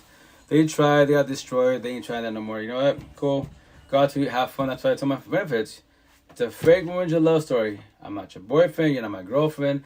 If you see me with another female, don't regulate me. If you regulate me, you and I are done, that's it. I see you with another guy, I won't say shit. I say, hi, what's up, love, respect, and that's it. And with that said, just take care of yourself, vice versa. And it was cool. It was cool sessions, you know what I mean? I went down for my sister Leslie put me aside. Because she's like, I see all of me laid down with. You're finna fit. You're fucking beautiful. Right? And it shows your baby moms, right? But she said, do you know why you're doing what you're doing? I'm just like, I'm just rolling, man. I said, but do you know, well, my baby mom told me a dream. She told me, she wanted to be a family, quote unquote, because she's gaslighting minute wise. And she's like, I was just lying to you because I was just using you. What she say? It's been a long time I've said this. I use you for leverage to put a roof over my daughter's head in my head. I didn't want to be with you. And I was like, oh, really? That's what I told her. Oh, really? I go, remember this. Remember your words. You're going to eat your words. And what I do, because I was, loyal and trustful, loyal to her wise only, right? So what I do, this is before I did the benefits. All the females that back in my past that would hit me up to give me the phone numbers. I used to work in cars on the side, right? So they told me, hey, whenever you want TLC, this, whenever you want this is yours. So I hit up every female, and I told them, reached out to me, said, hey, remember you told me that 5 years ago? I don't know if you're in a relationship, I don't know if you're married, but you told me this comment, whenever I want, I can have it. And they were like, yeah, is that still into play? Like, you serious? I'm asking you a question. Is that still into play? If you're down, yeah, I'm definitely down with you. Hell yeah. So I just do my benefits. I did that for almost 11 months. The only reason why my first baby mom found out, because I got exhausted doing it. I chose to stop doing it. I gave her my cell phone. Because she had no worries. I dead ass. When you're more pathetic, right, you're squash, right? And, the narcissist, a person narcissistic, they won't worry about you. Because they know, he or she's always with me. They let me to the fullest. In the back of their heads, they have, for the most part, they have no, thought they're going to cheat on me. They're going to be passing boundaries, fucking around. I'm the one doing that, right? They'll accuse you. But if they go to your phone, nothing, right? So I did that for 11 months. I would not come for nights, dead ass. 3 nights for nothing. She never called me once, nothing. But why? Because she was comfortable. Because why? I'm paying the bills, everything's taken care of wise. And individual, once again, I don't spend money on females. The most we do my benefits, I love teriyaki. All my benefits, I love teriyaki. So teriyaki, Olive Garden, basics. I didn't buy no jewelry, clothes. Nah, we chilled, etc. Had a fun and all the great jazz. If they would try to buy me clothes, because I never see, y'all always work clothes. I never see in street clothes. I don't dress. I'm always working. So they buy me outfits, and then here's I bought you this because I wanted to. I don't say, and they'll be like, I know you don't want me to, but here it is. Here's a receipt. You can return it. You do whatever you want with that. Be like, if you're gonna buy me anything, which is your choice, you don't have to. Remember, we're not a couple. You can buy some of my daughters if that's your choice. Not forced upon. I'm just saying, please don't buy me nothing. You can buy me teriyaki, yeah, I'm called teriyaki, but other than that, no. So what do? They'll buy my daughter's clothes, toys, all this shit, I'm telling you. So, with that said, that's why my baby mom, she's like, you spend all this money on women, I'm spending money. I go, teriyaki, Olive Garden, fucking restaurants, basic ass shit, nothing crazy, no. I go, you see all these clothes, all these toys, all this stuff that I bring here? That's not my money. That's my benefits. Every single one of them. And she said, what? I was like, I'm just doing my thing, that's it. I go, I did what I did because, you know what, you remember you told me? You used me for leverage, and I told you, remember those words, you're going to eat those words, and now you eat them. Simple as that. And that's why, that from there was, yeah, but then I had to deviate with her because of the situation. That's when she cheated on with the Cuban guy. It was one person that I know of. I tell people, when y'all get cheated on, don't investigate about this phone. Don't dig deeper than you have to dig. They already cheat on you, it's going to hurt, you're dead. It hurts like a motherfucker. Do not, which is your choice, if you want to dig deeper and find out who your ex was fucking laying down with, are you already see the cell phone when you see your ex laying down with your sister, mother, cousin? your best friend. Pictures, message. You really want to see all this shit? Because when you see it, yo, as it is, you're traumatized as it is what's happening and getting cheated on. Now you gotta see all these visual pictures and everything. It's gonna destroy the fuck out of you. You might even catch a case. You might be like, bah, and now you go to jail. You catch the case. Now you got the DV case. Now you got the assault. Now you gotta get anger management, domestic violence classes, POs, and all this shit over emotion and feelings. The best thing to do, that's what it's called intuition. If you're into it, you're like, yo, they're fucking around. Fuck the phone. Yo, take the L, walk away, save yourself. The best thing to do is to walk away. But I guess it easier said than done, because you have your feelings involved. But with the support team, we can hold your hand and guide you. But that, like, tell my one-on-ones, yo, I got you. That makes it sound easy, man. There's like right there, like, but it's kids. It's kids. Trauma bond. What's gonna happen to him or her if I leave? They're adults. Someone's gonna take care of their parents. But you feel guilty because you're getting up in the relationship. Cool, gaslight, manipulate yourself. Do what I did. Do what a lot of us did. Use every excuse you got to say to yourself to stay there. The downfall, once again, you gaslight, manipulate yourself. How so? You're praying, planning, hoping they change. I tell them, yo, Queen, how long you been praying for? How long you been together for? How long you been praying, planning, hoping? Did you know God been hearing you praying, planning, hoping? Lucifer's like, stay there, baby girl. He'll change his ways. God's like, baby girl, I'll give you free will. You can leave whenever you want to. That's your choice. I'll give you free will. Now what are you going to choose? God and Lucifer puts a gun to your head. But that's why I'm going to tatted this year. Little angel whispering, and there's this, devil whispering, and the bottom's going to say, God, Lucifer, consciousness, subconsciousness, right, wrong, yin, yang. And then positive and negative. And my tribe's going to say, evil, good. So it'll be like, there's every word you want to use. All your bullshit excuses right there. When you're talking to yourself, right? Is God, Lucifer, God, consciousness, subconscious, their words, your voice. What are you choosing? Damn. My partner's giving me shit. No TLC. She's not affectionate. But this girl over here at work, this girl in Starbucks, she's checking me out. She's telling me we're talking DMs. Getting emotional. There you go. You're getting emotion. That's emotional cheating. You're building up. It's into the physical cheating, to the jail entanglement. That probably is going to happen. But why not do it correctly? Why? If you're not happy with your partner, if you have the conversations and not progressing, why don't you squash it? Take the walk away, save yourself. If not, fuck it. Stay there. Do your entanglements. Go through all that mess. And then potentially catch a case.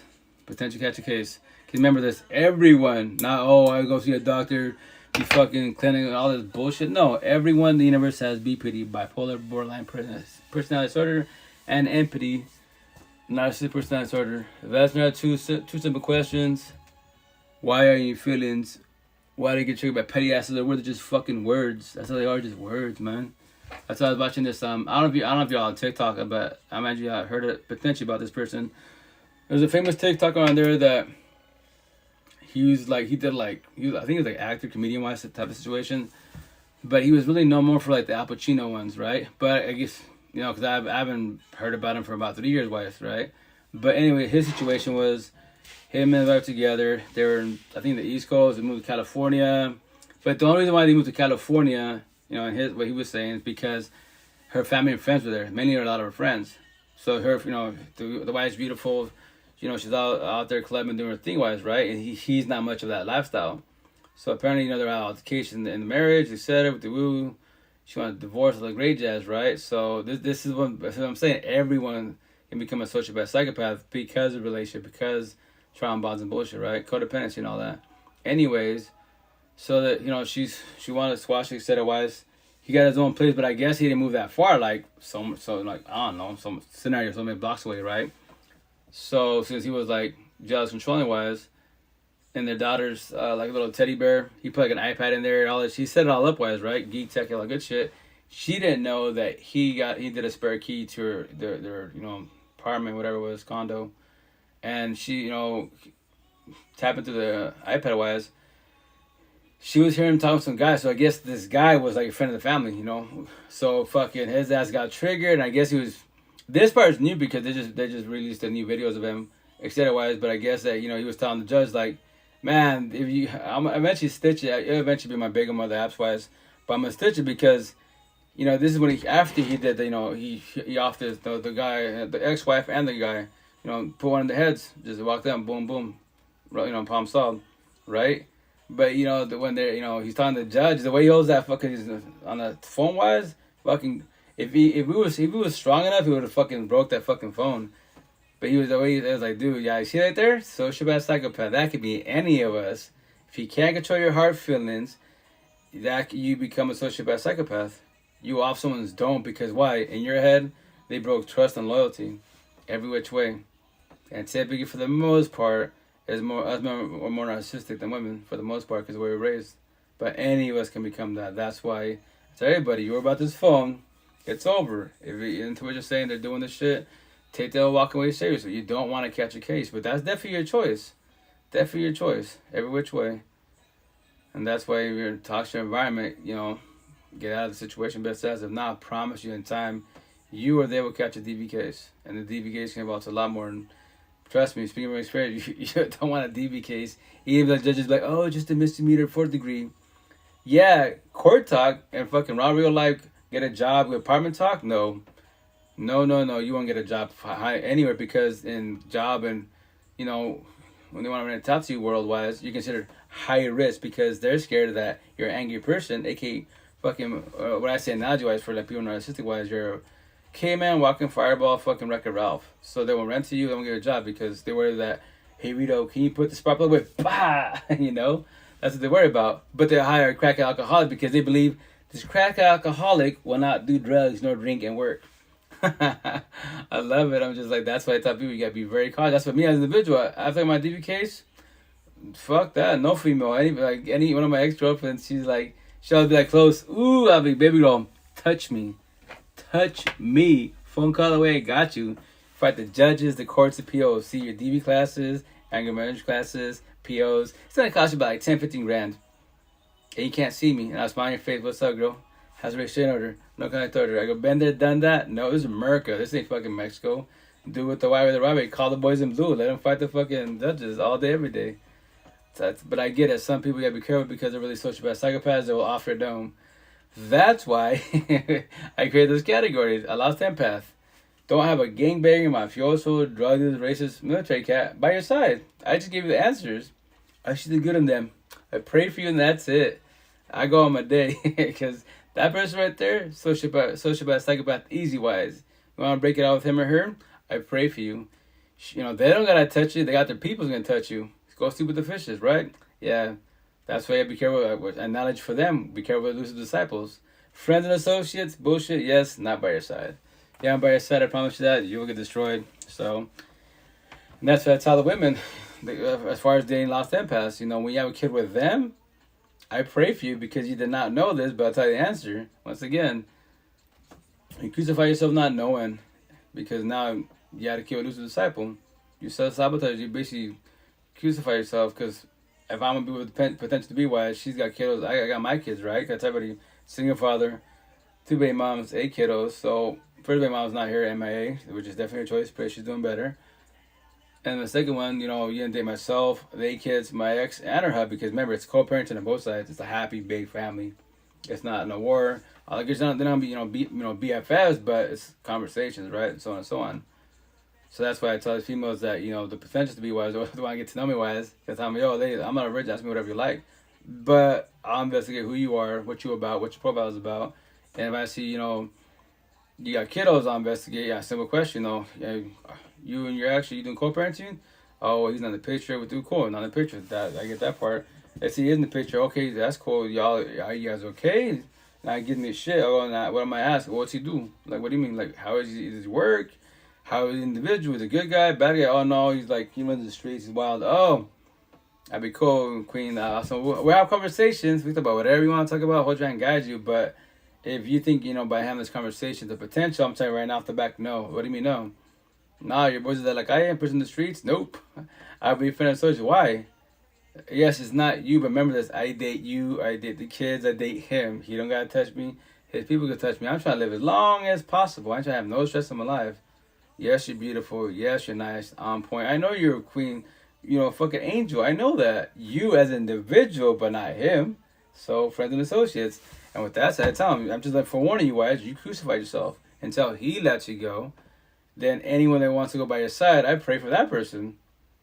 I'm just saying that's his gift. And then what y'all eventually do a TikTok about that to forewarn every female. Like, yo, you don't have no kids yet, right? But your partner by your side, they're like, I lost empath. Don't have no kid by then, because remember, when people start waking up situation wise and be like, oh no, baby girl from the streets, yeah, I'm cool, I know the situation. Only once again, if they say my baby fathers are not involved, one or two, I don't give a shit how many baby fathers they have, cool, then that's cool. That's more cool and more safe. Why? Because I don't worry about getting beat up, locked up, or shut up. Right? Because I'm going to deal with the baby father, quote unquote. The intent is that everyone gets along, but easy said done. But that's why I have all my conversations about the situation. So that's why my ex and I, better co-parenting best as. But once again, it would have been nice. Well, you can't say this part, but like everyone says, imagine when you're working yourself. It'd be nice that if I knew what I knew today when I was younger, then potentially the family would be together wise. I would have done it better. But the thing is, at the same time, the past has been written, right?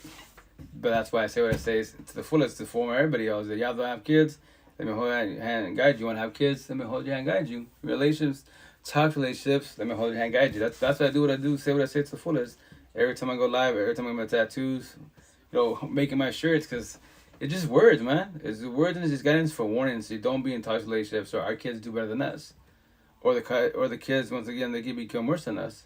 But they tell all my kids, like, your advantages, I'm the best teacher in the universe because none of my family on your side and mom's side can't teach me any of this shit. Any of this shit. Why I think I'm in the whole family, from Washington State to Mexico to my name is everywhere. Even back to Milan and Spain, I'm considered crazy. That girl destroyed you. So because of her, you have tattoos in your face. I'm like, yeah, she destroyed me, but I had to destroy myself not knowing.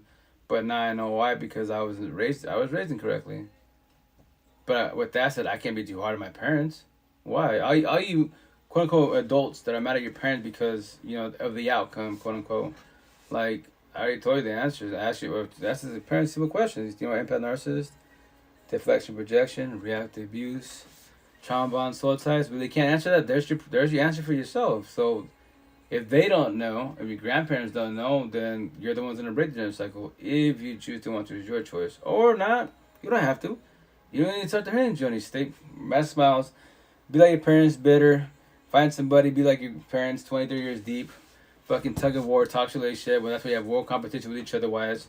Worry about everybody else's relationship, but your own fucking relationship. Like, yeah, make that shit make sense, man. And that's why I say on the Blueprint world, like, y'all in toxic relationships, right? But you watch all these bullshit man-made shows, fucking 90 Day Fiance and Love and all those corny ass shows. Like, why? That makes no sense at all. I mean, to me, individually, that made no sense at all because like, I would get my exes, when they want to watch the shows, I would like, because here's the kicker, like, when you watch toxic relationship shows, right? And then you're both watching as a couple. Thank you for this, you don't have to, but thank you. But like, I would get my exes shit, I'd be like, that's you. And if what he's doing, that's what I'm doing. And I'd be like, why? And they got mad. She hasn't like watching the show with you because y'all got shit to say. I'm like, it's not saying shit. It's speaking facts. I go, this is talking shit. Then we're together. We love each other happily. There is no infidelity. There's no drama, no bullshit. That is called talking shit. We are living their lifestyle. But here's the difference. What's that?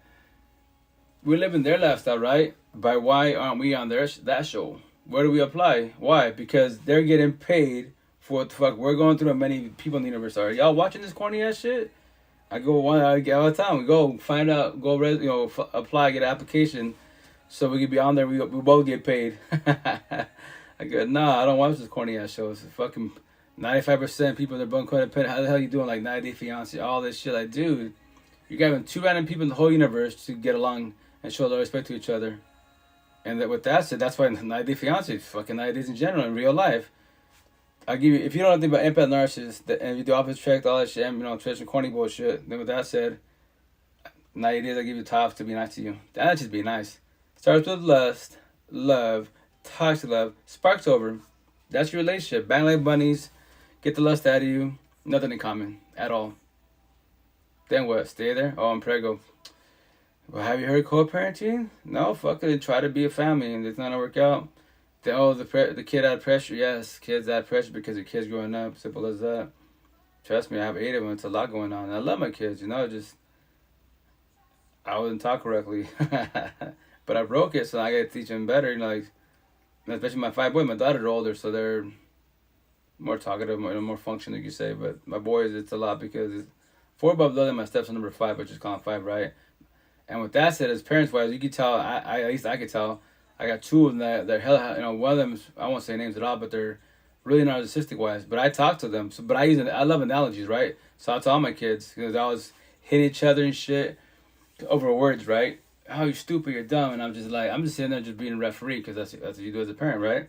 And I don't give a shit. I say in front of my ex and in front of her hubby. I be shit out, you little caveman.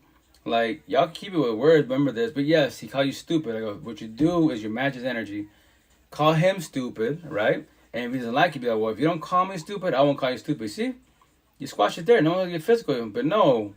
Y'all won't get angry with a fireball, so you become the modern day caveman. Walking fireball, wreck a realm, Hulk smash.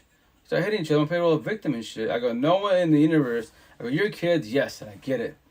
You're kids. But when you get older, the intent is you stop doing this shit. But with that said, I go, no one in the universe, nobody in the universe has to get physical. Nobody. All this bullshit. People talk, oh, your man should be a protector. What the fuck, protector? What are we in, like, caveman times? What the fuck? Protector from what? Yes, I get it. But that's a black market. Those are loose to trigger everyone in the universe. If you're lucid disciple, you're verbally, especially physical people, I don't give a fuck if you talk about God. Your God and my God are different because my God says don't hit. Your God says you can get mad and hit. So with that said, you're lucid disciples. I know I avoid the streets best as. I don't go to the hoods, ghettos best as. Because that's definitely a lot of lucid disciples right there. They're Blue Pill Talk, their mentality is YOLO, you only live once. Rebel Talk, us Red Pillars, you live every day, you only die once. Massive difference. So with that said, we ain't trying to catch cases. We're trying to avoid situations. That's why when I live in Seattle, the north side, the people in the south of the ghetto, they give me shit. So why live with the white folk? I was like, white Asian Americans, they're chill, man, squares. No problems. You guys in the south side, y'all, you don't care. You catch a case. I ain't trying to get involved with none of this shit. No of it, grew up in it, don't care for it. Simple as that. And that's when they be like, oh, you know, Blue Pill Talk, oh, you're too white for brown. I'm like, is that supposed to hurt my feelings? And like my buddies are black, they be like, they tell you this shit too? Like, yeah, wait, you too white, too black? Yeah, wait, I'm too white for black. Bro, we're squares, we're chill, no problem. We don't want problems, fuck them. Our family friends want to be statistics? Let them be fucking statistics. I don't care. When they're locked up, fuck it. Paco Tyrone, I don't feel sorry for your ass. That was your choice. I go my day. Call me up, try to bail me out. Be like, bail you out for what? Stay in your dog kennel where you belong. Calm the fuck down, figure your shit out. If not, become a regular. Become a statistic. Do I feel sorry for you? No, I don't. Why should I? That was your choice. If I ain't doing it, you could do it too, which is definitely your choice. You know, and so on and so on. So just like, it's life's not hard at all. I'm telling you, just every day above ground, what is your environment? And to make it easier for everybody, that's why the females dig when I say this. Versus male, once again, my 98% followers are females, 2% males. So the rest of the boys in the feelings, my narcissist traits, fucking your feelings, I don't care. No sympathy, no empathy for you at all. I don't care. My narcissist traits, yes. Analogy, first I'm sour, and fuck you and your feelings, right? And for now, what do you mean for now? Then I'm sweet. I elaborate why, because whenever you want to reach out, I'll hold you and guide you. First the sour patch, first I'm sour, but sweet, right? That's how you do it, because petty as words. Because being positive, godly does not get attention, especially as a man. I've been doing positive best as, bite my tongue best as, so I don't hurt people's feelings, right? For 2.5 years. That doesn't get numbers. That doesn't get people attention. Now, last year, yeah, about half a year now roughly, I've been using my narcissist traits. But I just say, fucking your feelings. So on TikTok, a lot of females in my DMs like, why are you being so mean? It's my narcissist traits, but I control them. That's why, I have my shirt. Which one is it? Oh, this one here. Which I'm getting this tatted on me for sure. But once again, it's not Jordan Peters is saying, but he's the one that mainly promotes it. But it says, it's better to be a warrior in a garden than a garden in a war. Analogy-wise, right? Blue Pill Talk, Rebel Talk, that's basically when you're a gardener in a war, right? Who are you? You're an empathetic person, right? Guy, girl. You want to battle people that are narcissistic-wise, your parents, your exes, all good shit, your partner. And from there, wise, you try to battle with words. But the warrior, the narcissistic person, your ex, your partner, whatever, your parents, they're like, why are you being mean? They gas and manipulate. And they start yelling at you, wise. So you try to yell at them, you're raising your voice, but their voice is more powerful than yours. because you're, at the same time, like, I'm being mean. In your head, like, I'm being mean, this is wrong. Gaslight, manipulate yourself wise, and then you back down. So that's why, it's better to be a warrior in the garden, because once you master yourself, control your narcissist traits, that's other people like, yo, all you narcissists out there, please. Blue pill talk, yes, you're fucking Arnold yoked up. You can whoop the shit out of my ass physically. So like Bruce Lee said, I know all these martial arts are good shit, but if I have to fight somebody, physically fight somebody, I already lost the war. It's the honest truth. That's what I said. Yeah, blue pill talk, you can whoop my ass. Like in Alaska in the boats with the Samoans and the Oos, big ass teddy bears, fucking 300, 400, 500 pounds. If me go whoop your ass, I'd be like, yeah. I go, Oos, you're fucking 4 or 5 of me, bro. You shove me, you break my shoulder. You know that, right? I tell him, you go whoop my ass physically, right? I go, beat my ass with words. What? Me go, you crazy. I go, no, I'm just saying, beat my ass with words. You can't. I promise you can't. So that's why, once again, you become the warrior in the garden. As an empathetic person, you control your narcissist traits. That's why you challenge that. Before I left the debate about blue pill shit, now I debate about red pill only. I don't care about blue pill shit. That shit's irrelevant to me, wise. I don't care about gangs, politics, blue pill shit, wars. That war right there, Russia-Ukraine, blue pill war. You got 2 people, Russia-Ukraine, fucking presidents going at it over man-made bullshit because of money, power, and greed. I don't care about pray for them, that's it, pray for the civilians, but none of that shit has to happen. That's just man-made bullshit. The real war, every day above ground, is the person in the mirror. We ain't gonna win that war. That's real war in the universe for everyone above ground. So that's why, once again, we become the warrior in the garden. You destroy the whole universe. That's what I say all the time. 95% of the universe is born codependent. I can slaughter you with words. Especially, I know you, I study you. Oh, yeah. Conversation. Look at that. Why are you getting triggered? They're just words. I just said that. I don't even know. Especially, I tell people, if I don't know you from Adams, at all, my TikToks, my pods, my YouTubes trigger you, I did my job. And that's the bad thing about the situation. If I trigger you and I don't know you from Adams, imagine the people you do know in your life. You're pretty much fucked every which way. But my narcissist traits, you're fucked. Empathetic traits, God's side, you're fucked for now. See, it's a board. What do you mean for now? For now. Whenever you want to, you can reach out or have a support team. Whatever the situation is, then you're good and you're blessed. You're working yourself. Or if not, mass smiles, behind you dying crying, and cuss people out, getting on physical altercations over fucking words, feelings. I pray for you, and that's it. You want to whoop the world's ass, have fun with that. Become a fucking caveman and shit. Then when you get lost in the system, then what? Yeah, you become a statistic, then what? You can bounce back, but the thing is, you don't want to get in bad situations where, you're locked up for a minute. Like there's one actually here on Big O Wise that reached out to me, Wise, and they're they're pretty much there for life. I'm like, oh shit. Well, prayers and hugs, And will you talk to me? I'm like, yeah, I talk to anybody. I tell them free therapy, my life coach, I got you. We had some good conversations, man, and we're just there. He's just going back and forth. He's like, man, I wish I knew all this shit. I was, he's younger than I am. He's like 33. He's like, I'm here for life. I was like, fuck, man. I wish you don't gotta tell me what you did, but I wish you I did some bad shit, man. Pretty bad things. So now I'm just here. I go, here's the analogy. I go for it. I go, well, for you as an individual, anything that makes you happy and positive, best that is your heaven on earth. Anything that's bad, that's your hell on earth. So what you've done, obviously, that's your hell on earth. But you forgive, not forgive, then let go. You do closure with yourself. But it's been written, right? But the cool thing is, you can learn from situation wise and from there wise progress. And once again, teach inmates, you're on social media, man. Start telling a story, guiding people's lives to prevent them from potentially doing what you did. Because you're running the streets. I'm like, yeah, you did it for the block, the hood, the code and bullshit. I go, it's blue pillar stock. But you didn't know that. You just running because that's what the love is that. You didn't have the family. I get it. I get the concept. It happens every day. It just sucks that now that in this lifetime for the rest of your life, you're in fucking in a dock handle and shit. Like, yeah, pretty shitty, man. I was like, yeah, but you can make the best of it for now, So that's why he's like, that's cool you're talking to me. I go, I talk to anybody. I don't give a shit who you are. It's not about it's about you guys. Like, I'm blessed in life. I love the universe. I'm good, I want you guys to, in time, work on yourself, right? To love yourself with mind, body, heart, soul, love 1,000. So then in time you will comprehend that true happiness, unconditional love, support starts from you, the person in the mirror, first and foremost. Not nobody else. Not your kid. Kids give us unconditional love because they're our kiddos. You can be a bad parent, all that shit. Like, I'm not the best father, Like so far, as me, individual father, right? My 5 boys, like, I don't see it so far. It hasn't really like showed yet, right? Like the trauma from the situation with my ex and I.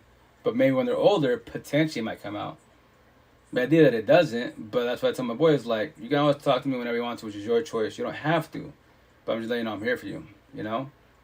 Because I was, when I get need tattoos, they be like, more? Like, yeah, I got more. Like, you get more? Like, yeah, a lot more. Why? Yeah, it's a story. You're too young for the story, but when you're older, I would tell you a story, so that you potentially have a better outcome than I did. And you become potentially woke. When, before I did, I gotta tell everybody, if you're younger than I am, I want you to become woke. I'll tell you, I'll hold your hand, guide you. I'll fucking give you a crash course how you do it. But remember, your healing, awake, woke journey. You got the biggest. I had a support team of 10. I'm like with 10 of them. Imagine I had a support team of 100, 1,000 people to talk to every day above ground. You're ahead of the game, but remember, we can't fix and or save you. No one in the universe can fix and or save you. No drugs, no pills, therapists, can't psychiatrists. Cherry on top, not even God. God gave us free will. So it's your journey. All we can do for each other, once again. Which going to be Ted on me, make sure it's about it. All we can do for each other is heal, guide, support, uplift, for one should up to each other. That's all we can do for each other. Pick each other up when we're down, and that's it. Work on yourself to get your heart feelings, your empathy, sympathy wise, so you don't catch feelings for people that are in relationships. Don't get involved in entanglements, aka triangulation. Let that shit be. Patience is virtue. If you want to wait for somebody, that is your choice. But you got to make sure that individual you're waiting for that's going to get out of a relationship, that they're ready to be in a relationship. If not, then they're potentially hurt you. That's not the intent that they hurt you, but if you haven't worked on yourself, they will hurt you more likely wise. Because especially if they're just, okay, well, let me go through this divorce, break it off, and we'll get together. Like, yeah, don't do body hopping, man. Take your time. The downfall of that situation is when you're both codependent, like anyone that shows love, respect, more than your partner, you'll take it. Downfall, it's a wrong situation, it's going to be a wrong outcome. And on top of that, if you did not do closure for yourself, what can potentially happen, you might go back to your ex. That's why you see it. You're doing it, or you've been observing your friends are doing it. That's called the new partner is a rebound. Simple as they can be the fucking, once again, it doesn't matter. They can treat like a king, queen, all that good shit doesn't matter. That's why they typically go back to their ex. And if they're trauma bonded, all that shit, just like, you have to be very, very observant who you about to get involved with. Ask about the ex. Y'all, your ex, if baby mom and father, y'all good. If there's no kids involved, like you and your ex, y'all start talking. Like, is there any situations? Did it trigger you? And so on and so on. You got to investigate this shit. If not, then fall on your face, man. Take the risk. That's a major risk. I'm about to go, I'm feeling tired. But it's a major risk if you haven't worked on yourself. Because you're just going with your heart feelings. It feels good. They hold me. Eye connection. All that good shit. It feels beautiful, right? And then you have TLC, that, sex intercourse, become one, exchange energy. That's when everything changes. That's where you potentially get hurt. Or y'all start war with each other. You got to be very, very cautious with that. If not, I'm telling you, man, just forewarning, you're going to be in a toxic relationship. In this lifetime, right? A question for you. In this lifetime, how many times you want to die in relationships? Tell me that shit feels good. Tell me fucking detoxing from codependency hurts. You remember that. It hurts. Feels good. Because when you detox from codependency, that's an addiction. You're addicted to your partner. The longer you're with individuals, all you know is them for 1 year, 2 years, 5 years, right? It's an addiction. That's what it's called, codependency-wise. So with that said, like, why do you want to keep traumatizing yourself with people? Why don't you just take your time? In the beginning, wise, me individual, I do it backwards because I'm blessed, I'm good. But you guys are still going through the healing and awakening journey wise, take your time. It's not a rush or a marathon, man. Just like go on dates, chill, get to know each other, ask all the right questions, and always, no matter what, always be observant of the potential to be. That's your couple now, but you're official. Still be, very observant because, for the most part, once again, women are, empathetic wise, so they love and lust their partner only. All their eyes is their partner only, right? So, whatchamacallit, if the other one has to work themselves, they're just rolling. It's lust and toxic love. And you don't want to get this relationship because you won't be satisfied. I promise you that. It's not very unjust to have that shit. That's why you gotta tell everybody, like, 2 simple questions, to make it really fast. Like, what do you want from life as an individual? What do you want from relationships? Short term, long term, fuck buddies, benefits, one night stands, last dying breath. If you can't answer those 2 simple questions to yourself authentically, 1,000 with yourself, 1,000, then there's the answer for yourself. You're not ready for shit in life. I want a partner, but I'm not ready for it. Why don't you remember, in the Matrix, you can't beat the Matrix, so all you gotta do is maintain. Job, car, roof over your head. Now you're maintaining. Don't fucking matter with McDonald's. You're at fucking the gas station. As long as you as an individual are blessed and happy as an individual, then you're fucking good. How many people have fucking money instead of fame? Kim Kardashian, all these rich people, miserable as fuck. But yes, money and power. They can go to fucking Pluto and back 1,000 fucking times. You got the money and power. They are making money when they're sleeping. Right? Hey, that's blue pill rich, but they're fucking still in toxic relationships. Bitch about the depression, my mental health, all that corny bullshit. Like, how? Make that shit make sense. You have all the fucking... But yes, you don't have a support team. All that shit. So with that said, that's why don't worry about what people got. Worry about what you got. As long as you're happy and blessed, then you're fucking blessed. That's what fucking matters, man. All this man-made bullshit over time, and it's only gonna get worse because technology-wise, everyone worries about people's status and bullshit. It's fucking mind-blowing, like, bruh. As long as you good, you are blessed. That's why, I mean, with all your single 13 months, what the fuck? Like, I'm not lonely. I'm blessed to be alone. The potential to be, because my standards are high. They will match your energy. It's like, oh, I'm not going to accept anyone in my life that you're both going to put it. No. I will be a friend associate. That's why I used to do scenarios. I forewarn before anything's about to happen. So she knows what she's about to get into. And so on and so on. And that's why this thing, like my one-on-ones, you know, some young cats, and they'll be like, well, my girl wants all this. Like, yeah, your girl wants you to have money, status, and fame and fucking 22 years old. But if you're not fucking on social media, you know, YouTubing, podcasts, mainstream and shit, you ain't gonna have that. If you're not fucking techie, geek, lawyer and shit, you ain't gonna have that. But I'm just warning you, if your girl worries about social media status and all that good shit, then guess what? That's gonna be toxic love, man.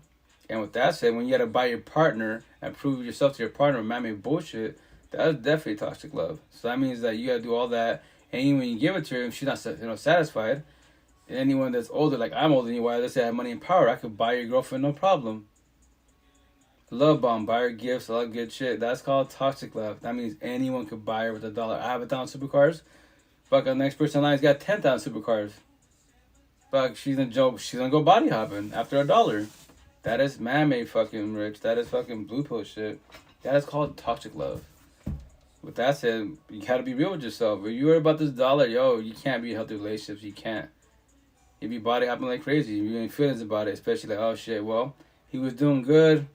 They demoted him. Whatever the situation is, like, dude, like y'all stuck in man-made bullshit. Dead ass. That's why when I get my blue pill and red pill tat on my freaking arms right here, my forearms wise, I'm gonna treat a lot of people. Like the market and my TikToks, you're taking the blue, what are you, blue pill or what are you, red pill? You worry about this man-made bullshit?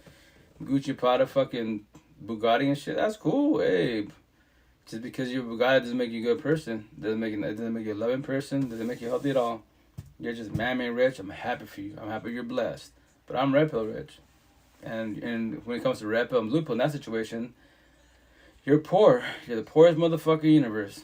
Because you can't see me shit in life. You're broke, codependent. Can't be in healthy long-term relationships. That's why you see, I imagine y'all see the TikToks for the females, you know, and the males, like the high-value men, high-value women, man-made, blue pill talk, high-value is all the men, women, 6 figures plus. Like, once again, in Seattle, I talk to many of them. I tell them in their face, I'm happy for you. Because they bitch about, oh, well, you know, I only like rich people. I'm like, right, but they go, did you know all you rich people are not fucking the best? You know how many rich people that are fucking over in Seattle? I'm talking to the markets. Personally, I lived up here, y'all from B-Town, Bellevue, the real Seattle. And fucking, y'all snobby as fuck. Your fucking heads are so retarded. You can't even be yourselves because y'all dressing impressed for all these rich people because y'all rich. I was like, damn, it sucks to be you guys, man. But y'all stressing, but you can't be in a healthy relationship wise. And that's what I tell them. That's blue pill high value. When you're about, okay, well, my parents, well, I'm making more money than them. Like, fuck it. Be in one competition with each other. I pray for you, man. Eventually, my tattoo, I thought I would say, God, Lucifer, the universe, and I'm sorry, I'm tired. I'm about to pass out. God, Lucifer, the universe, and I eat our popcorn, sit down on the couch, watch TV. Y'all, for me, wise, and for us, you know, free entertainment. That's what you guys are, free entertainment. I don't gotta go fucking turn on Netflix or any of these fucking soap opera shows or fucking Love and Hit. You're all around me. All you blue pillars and red pillars are around me, man. Toxic relationships are all around me. Right here, little Mexico. I say all the fucking time. That's what my hairstylist, she got mad when I said that shit. Like, not mad at bad, but like triggered her, but it got her attention pretty good because when she was braiding my hair, she freaking like, tugged it a little bit because I would say I won't ever, not never. Can we say I'm never gonna cheat? I'm never gonna drink. This arm. Don't defy logic. You're gonna defy logic. I'm never gonna drink. You're gonna drink. I'm never gonna cheat. You're gonna cheat. Use every word other than never. I won't ever be in a relationship. So on and so on. Avoid. I won't. Every word but never. I promise you that. If you want to defy logic, say never when you find your face. Remember me. I told you I didn't create it. That's to Lucifer because Lucifer, call out God. He defied logic. He created logic. So with that said, that's the shit right there. Just like, no, you just gotta be yourself and that's it. And you progress on that. That's why I told her, like, I want her to be a Spanish girl. A Hispanic thing in Spanish. She's like, what? She took my hair. I was like, oh, hermana queen, just relax. Let me elaborate. I'll be with a Spanish woman, a Hispanic thing in Spanish, if she started her healing journey. It's like, what do you mean? It's called healing, awaken, eventually woke journey. We got one more conversation. She's not fucking toxica. She's not jealous, controlling. Like, I go, you don't know who I am, but locally wise, I'm a nobody. My family's known, but I'm a nobody. On social media wise, I speak to many females. 98% of my followers are females. Say, really? I show my cell phone. Look at that. My DMs, all that. I take many females. Like, all these? Like, yeah. You have a girlfriend? Like, no. Why? These girls are fucking beautiful. Like, yeah, cosmetically wise, but they're going through a lot. I'm too much for them. I go, I'm not going to have someone's broken codependent on my side. So that's kind of fucked up. I go, I know it sounds fucked up, right? Because that's my narcissist trait, but it's the truth. Like, I'm not going to sell her a dream. Why? I can't fix her or save her. I've tried doing my exes. I tell her, why aren't you with your partner? You can't fix her or save her. You tried, right? She's that. There you go. All we could do is heal, God, support, let form love to each other, and that's it. She's like, I like the way you speak. I'm like, dude, we're not taught that in our culture. You women ain't this shit. You're not the problem. It's us, man. And we call you crazy. Yeah, because we made you crazy. That's why. You're doing reactive abuse. You're tired of our shits. So now you're verbally popping off and potentially physically popping off. That's why in my relationships, I'm the verbal abuser. You want to talk shit to me? I tell you, yo, you want to act stupid? I will act stupid. I promise you that. Talk your shit. If I know my shit, I'll slaughter you that. I'm going to be physical nobody-wise, but they're going to get triggered if you can't control narcissist traits. Shit's flying. That's why I told my ex-wife, my other ex, is like, now I know why you got physical being wise. It's called reactive use. You and I are not taught about this. Because what am I doing? I'm poking the bear. With no remorse. And shit's flying and shit. I'm getting punched. I can tell you many stories of shit. Got, been chased, cut, all that good shit. But that's why we gotta be careful who you have by your side. Because remember this, in time, when you're working yourself, you comprehend this, which will take time for sure. Time, which is communication, and the other part of it's called choice, which is called comprehension, right? So with that said, you and I cannot buy back what? Am I saying it right? You can't get back nor buy back love, time, and emotions. Those three. So when you comprehend that, once again, why you're wishing wrong individuals, wrong potentials. You don't be doing well. It's your choice. Remember, that's your choice. If you want to keep doing that, go for it. But the downfall, remember, the more bodies you lay down with, the more you destroy yourself, the more you lose love for yourself. So the intent, quote unquote, is not to have too many bodies by your side, but that's your choice. The intent is to eventually get your life back. If you choose to do your choice or not, be miserable. Travel, do what you gotta do to make yourself happy for now. But remember, all that shit is just band-aids. All it is band-aids. You can buy Gucci, Prada, whatever. You got it, you bought it, and then you felt good for a second, and then why did it go away? Why did the depression kick back in? Why you're still miserable? Still not happy. But you just bought your Gucci, you just bought your Prada, you just went on a trip. Come back home, fuck. Yeah, if your home's garbage and shit because it's fucking toxic, you can leave it all you want. That's why analogy. If your household is, especially with a partner, let's keep it simple. No kids, is you and your partner. But between you two, it's a toxic relationship-wise. So when you go home, that analogy, that is your hell on earth. Your dungeon, your sentencing-wise. Fuck, I gotta deal with him. She said I gotta deal with her. Fuck. Yeah, you say it to each other verbally or mentally-wise. That's not the intent to be fucking living that lifestyle like that. Trust me, been there, done that. No, it should be when you're coming home, keep it simple with, your partner. Fuck you, I'm happy to see you or him. It could be a long day, stuck in traffic, all that shit. But, at least when I go home, see my partner, analogy, that's my heaven on earth, my temple. Home's good. We're blessed. Like, fuck yeah, I can have a shit day scenario, right? Bother, quote unquote. If I see my partner, go hug or kiss her. It fucking feels hella good. That's the intent. You should become each other like one as partners. Not fucking like, fuck, I deal with your ass. Yeah. That's called toxic love. You're hell on earth. You don't want to have that, but that's definitely your choice. And I get it. You try and bond it, all that good shit. But in time, with the cool thing having a support team, we hold you and guide you so you build the courage to eventually, to talk to them or walk away from the situation. And yes, like I tell you, but you're gonna die. What? It's gonna hurt. Is it? It hurts bad, man. It hurts really, really bad, especially when kids are involved. Because how are you supposed to co-parent now? You're supposed to look this person in the face, and they're out there either with one person or 1,000. In the beginning, you have the right to focus on them because you focus energy on them. But in time, I promise you 1,000. That's the healing journey. Talking about your ex, fucking word for word, sentences for weeks, months, right? When you do the awakening, now you start skipping words, sentences, and paragraphs about your ex-wife. Because now you're doing more focus on you, right? And you're still trying to like dissect that, like, but tell ladies, like, forgive, not forget, let go. Remember, do closure for yourself. It's not for him, it's for you. If you don't, he owns that door of pain, eating his popcorn, watching Cloud of Beauty, smiling face in your mansion, living the rent-free. And he ain't gotta talk to you or nothing. This age just gets to believe in ghost your ass. But every time you think about him, someone mentions about him, let's say you were in the streets, you bump into a friend you haven't seen for, years, let's say 2 years, 3 years. But in their head, last time I saw you, hey, how's John doing? How's Bill doing? So they're going to ask you that question. When they ask you, how you and John doing? Are you going to get triggered? Are you going to get mad, sad, bitter, hate, or walk away? Like me when I was in my breakup, when you asked me like, how you doing? I couldn't fucking answer. I just walked away. And I would text him, I'm being rude to you, like, I'm going through a breakup. You probably don't know this, but I'm dying right now. So that's why I walked away. I couldn't answer. I don't want to bawl in front of everybody.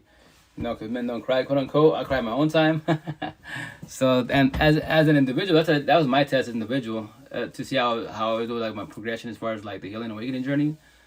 I would like all my family, friends, even customers I was cool with. I would ask them, like, hey, is it cool if I meet up with you and just ask me what you had to ask me about the breakup and everything. I just want to see, like, test myself how I'm doing the progression. If you see me walk away, I'm not being rude to you, but I'm triggered. Like, I can't talk about that.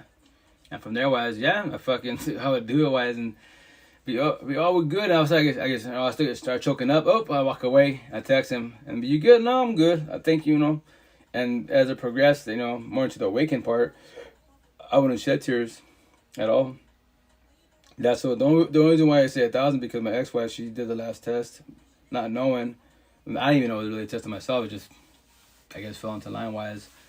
And that was my last test, and I was like, that's what I told her 1,000. She's like, 1,000? What's that mean? I was like, I let you go 1,000. That's when I was like, I told her face to face, I love you for leaving me. The way you did it, all this shit went wrong, but it was a blessing in disguise. Like, that's why all my 10 M's for time, my light workers, they'll be like, you don't see it right now. I know it hurts. You probably don't want to hear this, but every time we talk every day, I'm gonna tell you this. It's a blessing in disguise. Yeah, I know it sounds fucked up. You're not supposed to be dying and crying. No. I'm supposed to go through this, no, but we're raising correctly. Like, I did the same shit. What you went through, like, you can cuss me out, you get mad at me, but I'm just letting you know. Stay strong, don't fall, don't go back to her. If you do, don't be. I might have nothing against you. I was you, but I promise you 1,000. Stay strong. It's a blessing in disguise. Yeah, but I got blessed with again. I have 10 people talk to for my ex's name. Little story. I let her go in 88 days, 100%. 14, 17 later, 1,000%. That's why I told her 1,000. That's why I told her face to face, I love you for leaving me. It's on here. I love you for leaving me, because I do love her for leaving me. Because if she did not leave me, 7 years could have been 8 years miserably, 9 years. My first baby mom, fucking 12 years. I even told her, I'm not trying to do 12 years with you. Not like this, fuck no. But it hurt. Hell yeah. That's why, like, my first breakup hurt really bad because, I was virgin, traditional ways, all that corny bullshit. Got destroyed. She cheated. She cheated with one person that I know. If she had been cheating fucking 12 years, I was working. I don't know. Do I care? No, because I don't care to investigate. Even if she tell me yes. But then we bumped into each other, right? And she tell me, I was cheating on you since day one. I'd be cool. Fuck you. I'm not surprised. You're that like I am. I called you that then. You're still doing the lifestyle. You lose the disciple. She gets triggered. I'll be, hey, you want to catch a case? Do hit me. The white call the boys to do. I give no shit. You go to your dog kennel And I'm proud and humble. You pride and humble. Do your thing, whatever. I don't care. I go my day, right? But I already know the situation was, right? So that hurt. I shed tears. Fuck yeah. But the cool thing about the situation, like I didn't notice when I say this to anyone that fell to it, but I didn't find some man-made bullshit. Drugs, alcohol, pills. I was around that shit. All that zombie shit. I was working on cars and these fucking beautiful women, fucking exotic ass women, but they're going with depression, anxiety. But then at the time being in Seattle time, like we didn't talk about depression and none of this. It was just people have life, people have tough relationships and drama and shit. But no one sat on this back in the day, right? So fucking I work on the car and there's literally zombies, man, like frozen. It was crazy to see, like actually a little scary. It's like, how the fuck are you, like whatever the fuck you're doing, you're gone, And they'll leave like little notes on the dash, your money's underneath the seat, it's in the glove box. If any issues, or any questions, I'll call you later. And I'm just like, it would be feel we're like I feel good to just walking away because I don't know what's gonna happen to her. Anyone can just walk up to this car and she's right there, real frozen. I was like, fuck, people do all this shit. So me as an individual, I was like, I know the breakup, depression, all this shit, right? Even though I didn't know what depression and all that shit was then because it wasn't really talked about. I was just my feelings, right? I was like, I see all these people doing that shit. I ain't trying to do that shit. No, like, it can't fit. I know 1,000 it can't fit in or save me wise, right? So that's why I just like, I'm afraid feel like going through, but just in time have a support team so you don't do that shit. Because when it comes to breakups and bullshit in life, that's man-made bullshit, So all it does is drugs, alcohol, pills. All it does is numb you up from running from your problems. That's all it does. It can't fix you or save you. You can feel like it, I imagine as an individual, I can't speak on it because I've never ever dealt with that shit because I didn't. The most thing in my lifetime. Oh, sorry. Oh, hey. Sorry. Hey, Carter, how you doing? How's it going? What you gonna call it? So I try to say hi to everybody. I apologize, but like going through all that mammy bullshit, it sucks. You have more hurdles. You have breakups for her, sort of, right? Well, I'm blessed. Thank you. How's family? How's life? How's everything? And what you gonna call it? And then from there, wise, you've got kids involved. Now you co-parent, but let's say before the kids, you're dealing with drugs. Mammy bullshit. They're like pills. The second hurdle. Kiddos involved breakup, now co-parenting, third hurdle, and then the last hurdle for the most part for the women. If I'm the very father decides to get up and leave, which a lot of them do because they want to run from their problems and out. Now the mom becomes mom and dad. For them, it's the hardest. That's why I give all single mothers man respect to y'all. Y'all fucking have it the hardest, man. I comprehend that now, And sometimes even relationships, even in the relationship wise, you have a lot of mothers, but they're single mothers also because us men don't really help you. You put all the pressure on you. You take care of the kids, take care of the household. And I just work and take care of the bills. Like, yeah, it's an old school concept, but it doesn't really work because it causes tension between you two, man. So I comprehend that now every which way. So that's why it's supposed to be teamwork, T-E-A-M, not fucking old school ways, T-E-I-A-M, That's the stuff going on, You gotta be very cautious. That's why try not to fall to drugs. If you do, don't be too hard on yourself, but have a support team. Because if not, then you can fall to it pretty hard. That's why I watch this flick, because TikTok made me do it. I love to, I don't watch the news. As an individual, I don't watch news, anything with TV, I don't watch TV at all. I don't care for it, because it's just, as an individual, it's blue pillar shit. If it's not educational, if it's nothing about life, race, separate, empathy, narcissist, positive shit, people bouncing back from life, I don't care for it at all. I don't care about, anything. The only time I see news by accident, quote unquote, is TikTok, yes, and then at the gym. We have commercials, war, all this, 9/11. I'm like, 9/11's been dead for how many years?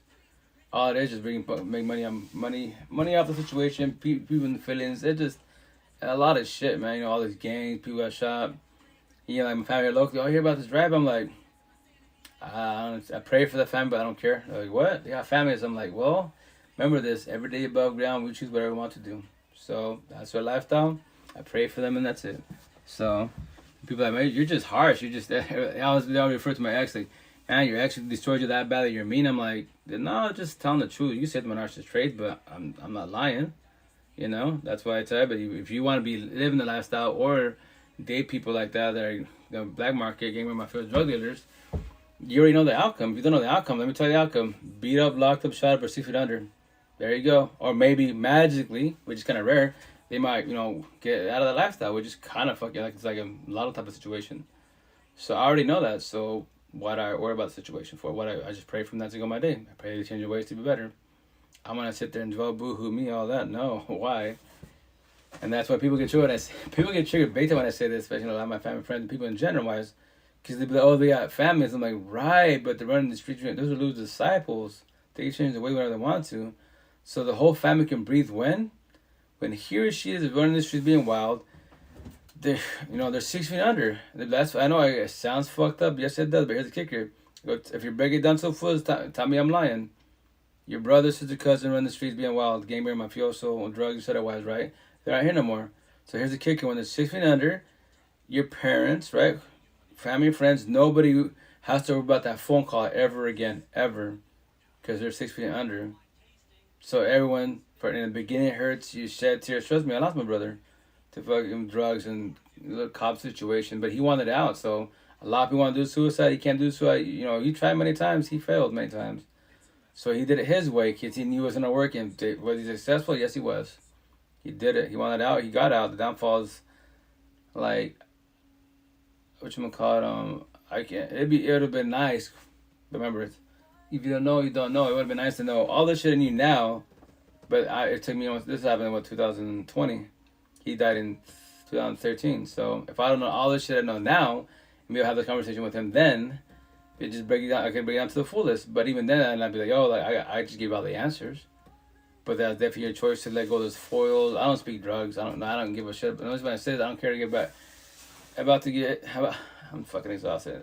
I don't care to get educated about drugs. The streets and blues, foils, all that shit. I would just tell my brother, like, yeah, I just know drugs are, not good for you. Especially the healthiest one, the safest one is marijuana, ganji. That's the only one that can't kill you. Too much THC, you overdose, body shuts down. That's it. You can't overdose from that. And then like cigarettes and so on and so on, right? So with that said, like me, I'm blunt. I would tell them, because a lot of people are addicts. They'd be like, my family, my friends, my kids. I'm like, right. And I would tell my brother, I love you, but here's the kicker. Like, I don't speak your tongue. I didn't foster that shit. You saw me with the breaks and bullshit, right? But with that said, like, you bitch about your kids, family, your ex, all that good shit. I go, that shit you doing, you smoking, doing pills, all that shit. That is your family. That is your kids. That is your ex. That is I. If you can't let that go, you won't ever have us, because you're pushing us away, and that's on you. I go, I don't know, I have that against you, but you burn a lot of bridges, man. You've been stealing from hella people. Before all the family and friends were happy to see you when you come down with Cali. Now everyone's like, oh, Ramon's coming down, lock your shit up, because it's and then we just laugh. I go, babe, what you did to yourself? I'm not. That's why I love you, because I know we don't talk that much, that often, but at least you tell me. I go, I'm not here to sell dreams. Oh, take care, Anastasia. I go, I'm not here to sell dreams, man. I go, you can change your ways whenever you want to, man. That's definitely a choice. Oh, Grammy United States? Oh. Anastasia, are you Grammy from Grammy, Washington? If you are, well, welcome. I'm from Sunnyside, around the block. Sorry, but with that said, those like touchy stories, it sucks that happened, but now I know that, why it happened to the fullest. But that's why I tell stories now.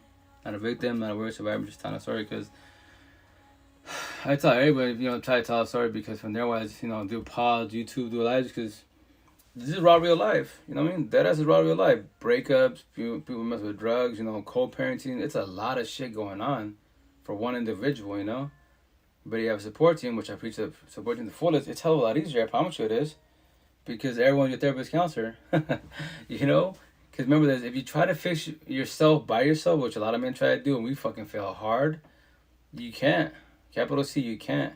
Because if your wisdom and knowledge is maxed out, it's capped, can't do shit about it. How are you supposed to progress and work on yourself if you don't know how to? Because they have a support team, we give you ideas, scenarios, options. So then from there, you hear our personal stories or somebody else's stories. Let's say, I tell many stories. This is my personal one. If not, it's, whatever. When I went, so on and so on. And what happens, we have a conversation, break it down, give out scenarios. And they be like, you know what? That does kind of make sense. Cool. Now they get to do what? Homework. They get to study all the situations, what we talked about. If it's their ex, like this and that, how they function. Like, you know what? That does make sense. And so on and so on. I go, that's the intent to hold you and guide you, man. Because this is where you don't just sit like, fuck, makes a piece of shit and that's it. Like, right, no, it's probably have flaws, but remember, we all have good in us, but if you're more bad than good, you're more narcissistic. if you're more good than bad, you're more empathetic wise. So with that said, if you're doing that, then why do you keep you? If you know you're more empathetic, more nice guy, nice girl, why the fuck do you date the bad guy, bad girls? Because of looks, because they're popular, Gucci, Prada, what is it? That's man-made bullshit. But that's definitely your choice. But there's your flaw. You do opposite attract. There's no ways. Go find because you think your head, I see the good in that. Maybe I could fix, change, say that. Maybe I'm the one. I can mold them. Say what I said. Say what a lot of us said. And did it come out the correct outcome? Fuck no. We got destroyed. It's very hard, man. But there's pros and cons. The longer you're an individual, the more you destroy yourself, it hurts. If you do short-term relationships, you can shed tears, right? It hurts, but it won't hurt as bad for the most part. But you want to be like, oh yeah, 1 year I've had 12 relationships, one every month. Yeah. If you're doing that shit, even if you're doing like one every 6 months, and you don't take time to heal, yeah, you're broken codependent, you're body hopping. You are scared to be alone. That's why it's called codependency wise. You know? So that's why you don't do that to yourself, man. At all. Just chill and enjoy life and talk to people, man. Talk to people. Because it's something about if you talk to people, you can learn from each other. That's why, once again, I love Seattle. So from now until like October, November wise, every Saturday, if I do the markets Wednesday and Thursday, if my boss doesn't, pick up enough as far as paying us and shit, then, conversations. I love it, man. Raw, real conversations, man. I know there's many females. Yeah, IG, Twitter, TikToks.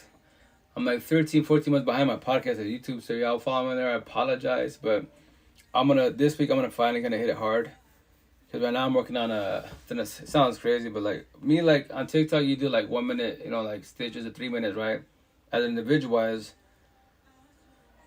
I don't do, because like to tell an answer like in 3 minutes is even a minute, it's like, it's too hard. Like I can say yes, no, right? That's cool, that's quick and fast and easy, but I love to elaborate, not just be boom, no, yes.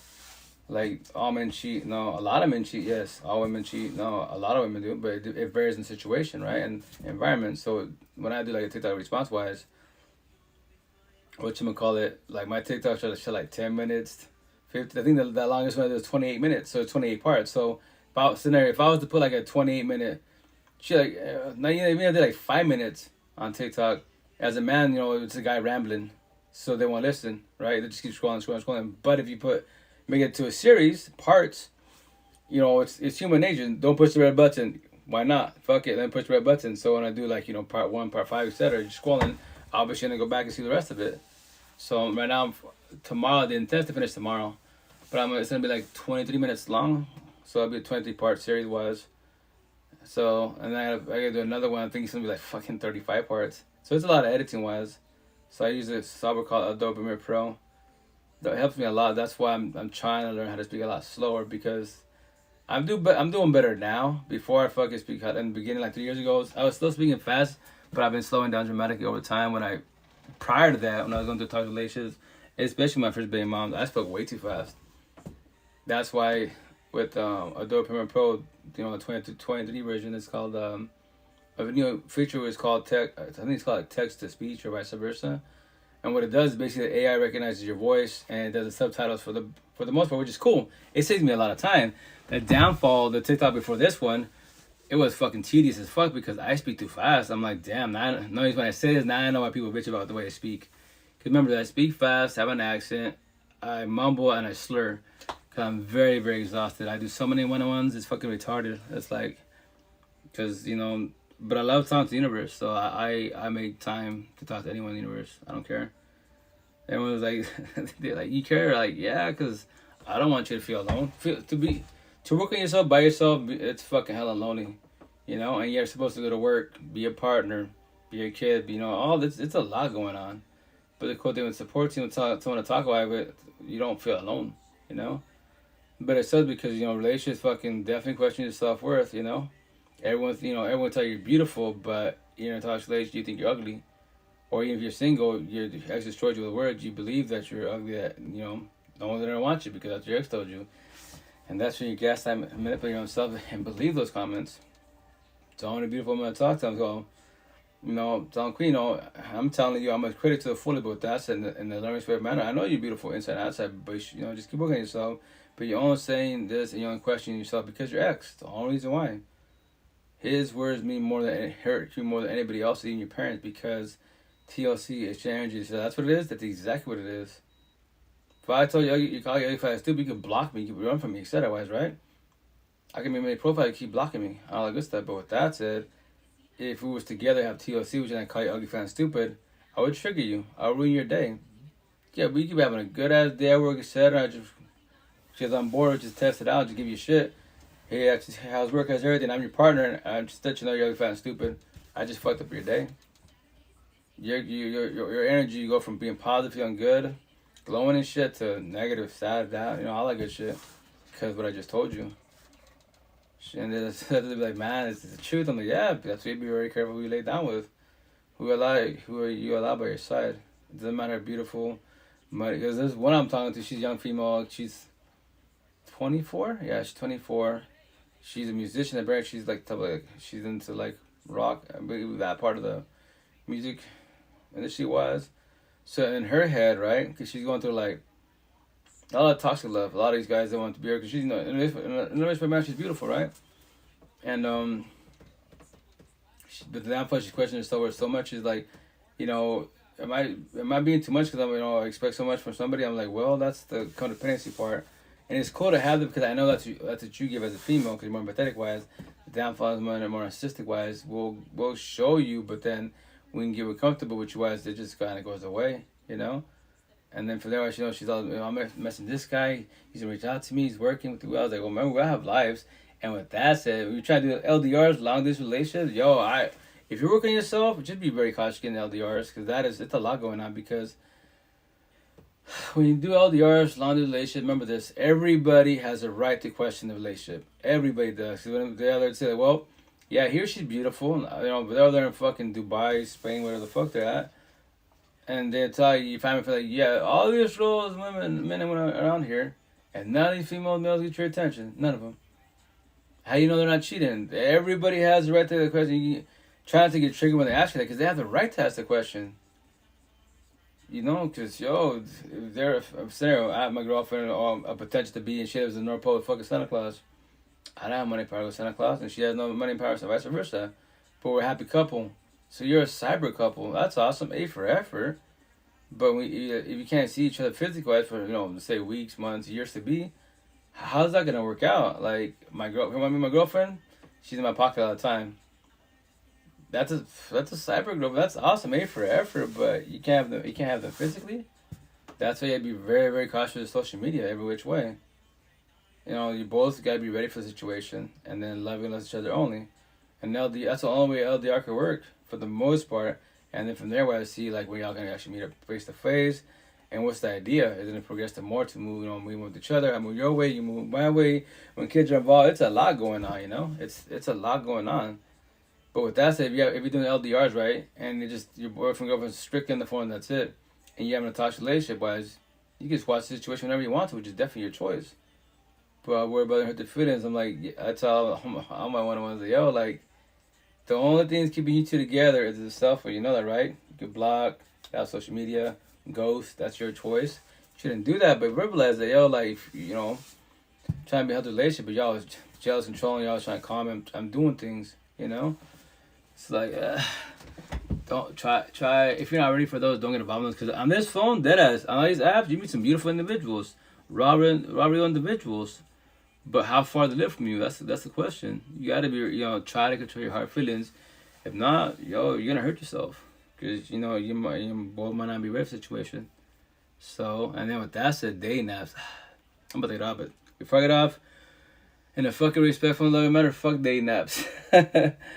I'm sorry, like, if y'all paying for these conversations, I pray for you, and that's it. I'm sorry to tell you, but like, I am not paying for no conversation. As you go on dates, we got a meal, enjoy the meal.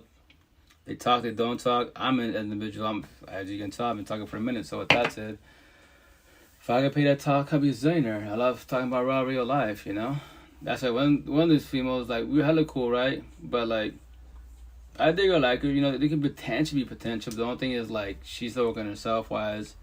You know, and the thing is, like, she's like, sometimes I think you're, like, too much. Like, what do you mean? Like, because, you know, like, I want you to be, like, my partner. Let's say scenario. She's like, oh, yeah, scenario. I want you to be my partner-wise, but, like, don't be my therapist. I'm like, well, see, that's the thing. I go, if when you're more, I go, I'm woke, 1,000. So with that said, what I say, you know, scenario, potentially, don't go for it. I go, we become each other's friends, best friends, lovers, porn stars, and therapists. We lust and love each other only. We talk about everything-wise. Like, yeah, we can crack jokes, have fun. But I go, I'm just letting you know, I, as an individual, I don't give a shit about anything about Lupo Talk. I don't care for this corny ass shows.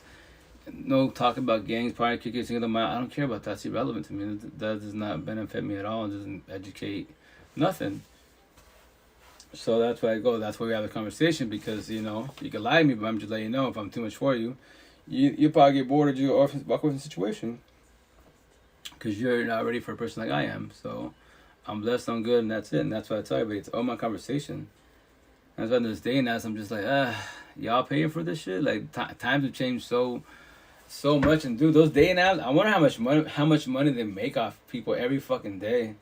It's mind blowing. Like, you know, you reach out to somebody, like one of the day and age, I think they're like, what's the name? The Tinder, whatever the fuck it is. Like, you can message one, like, person a day, but if you want to pay like $30, $40, I'm like, people are paying for this shit? Like, man, no. Back in the day, it was free. You go Yahoo, Google. You know, you got the chat rooms, you get the phone lines. It was all free. Now it's all fucking about $1. It's fucking pathetic. I'm like, dude, people are struggling in life on these dating apps. Like, that's why I say, yeah, men and women, we talking about our own conversations. Boys and girls, especially in dating apps, y'all be struggling. Y'all gonna do your OnlyFans bullshit. Y'all gonna do your fucking one-night stands, all that. Yo, body help all you want, pray for him, that's it. But with that said, you know, I don't want to hear none of your feelings. Deadass, especially people that do poly open string relationships. I don't hear none of your feelings. You can handle one person by your side. How the fuck can you handle two or more? Make that shit make sense. That it's not gonna work out, I promise you. That's me when I was in my benefits. I offer so many times to do, like, you know, menage a trois and threes and shit. I tell them no. They be like, why? I give my friend, I'm like, it could be a friend or if it's a random female. It's not gonna work out. Why? Well, first and foremost, we're not together, right? And I go, this is, you know, people ain't together, it's even worse. But with that, so we're not together, right? Second of all, scenario. Let's say you bring your friend or bring a random woman in the situation, right? Let's say I like the way she tastes better, or I like the way her energy's better. So I start spending more time with her, chilling with her more. And we're doing benefits. I'm in with you, and I guarantee you and your friends are vice versa. It's you're all friends. Y'all can ruin your friendship because of I'm not gonna be the one to ruin that shit. In reality, you both ruin the situation. So with that said, no. Do that with somebody else. And when it happens to you with your child, yeah, many females are doing benefits, and later on they said that and told me, oh, you were right. It's not being right. It's common sense. It's you and I, and that's it. Two people, monogamous wise, whatever, right? If you want to do, you know, swing of polys, you can handle one person. So that all you're gonna do is have 4 or 5 people. So every time you get a new partner, start bitching, add another one, add another one. Keep body up, and you can't figure yourself the body by your side. And just like, that's what people that I love in the relation that are poly. You would understand. I'm like, trust. I understand 1,000. I don't want to hear none of you. I have nothing against what you're doing. That's definitely your choice. I'm just saying, I don't want to hear none of your feelings. None of you. I have no sympathy or empathy for you at all. You handle one. I promise you 1,000, 2 or more, you can't handle them at all. But that's definitely your choice. I have nothing against you. Friends associate, we can talk about the doors always open, but I go on my day. God, do sweet inside, eat a popcorn, free entertainment, man. That's go on my day. That's all I do every day above ground. Tell a story and that's it. So that's it, y'all. I'm about to get off because I have to wake up in 3 hours. Oh, shit. Tired. I go 3 hours. I should have. The intent was only 1 hour, but because I'm trying, which I need to start regulating myself just 1 hour because I'm so far behind on my damn podcast and my YouTube. And when I go live, as you can see, it's only supposed to be like 1 hour, but 3 hours, 4 hours, 6, 7 hours on here, which I don't mind. I love talking and vibing, but that's a lot of editing. I'm doing all this by myself. It's hella tedious. So that's it, y'all. I'm gonna get off. So love y'all. Remember, day by day, baby steps. I'm always your pocket. DM comments away. Don't ever feel alone. And whatever you want to talk about, remember, it's like, as an individual, I'm blessed. So it's about you respecting you and your boundaries. Remember that. Verbalize your boundaries, man. Know how to say no. Because everything starts with you every day above ground. So this is your life. It's not your parents'. Not nobody else's. Every day above ground, what do you want to do with it? Positive, negative, right, wrong. Bitter, hateful drugs, alcohol, pills, off your dome, off the world's dome. That's your choice. Remember that. Everyone has choices in life. What do you want to do with it? In my head, I'm trying to go for triple digits, 100 plus, because I want to tell the same story to my last dying breath. So people, and maybe in time they'll get it, they have it, they hear this, watch this. They're ahead of the game. They have something to work with. Like, I got choices, you got choices. Everyone's got choices.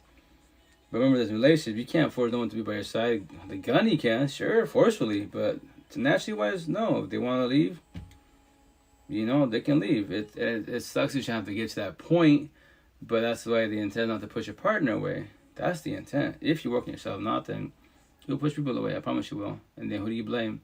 Stop blaming everybody, the mother, but yourself. That's why in time work yourself.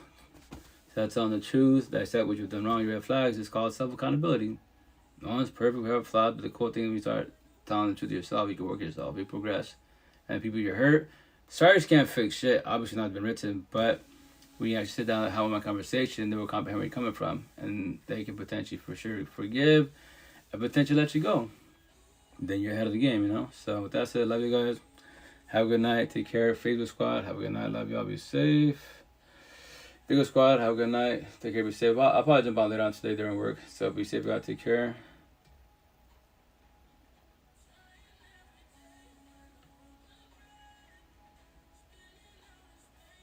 Sorry, I got to try and jump off for everybody. I'm tired. Later, I forgot what happened, Mom, but have a good night, guys. Take care. Be safe.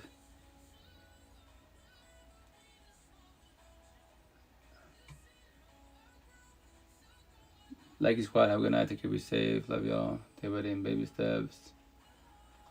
I'm always in your pocket, so be good. Thanks for the gifts. Hermana, y'all, we're talking about everybody, so remember this. Just stay by the baby steps. Don't feel alone, guys. That's how we do it. So, and if you can, guide others also. This is how we do it, so we all progress in life.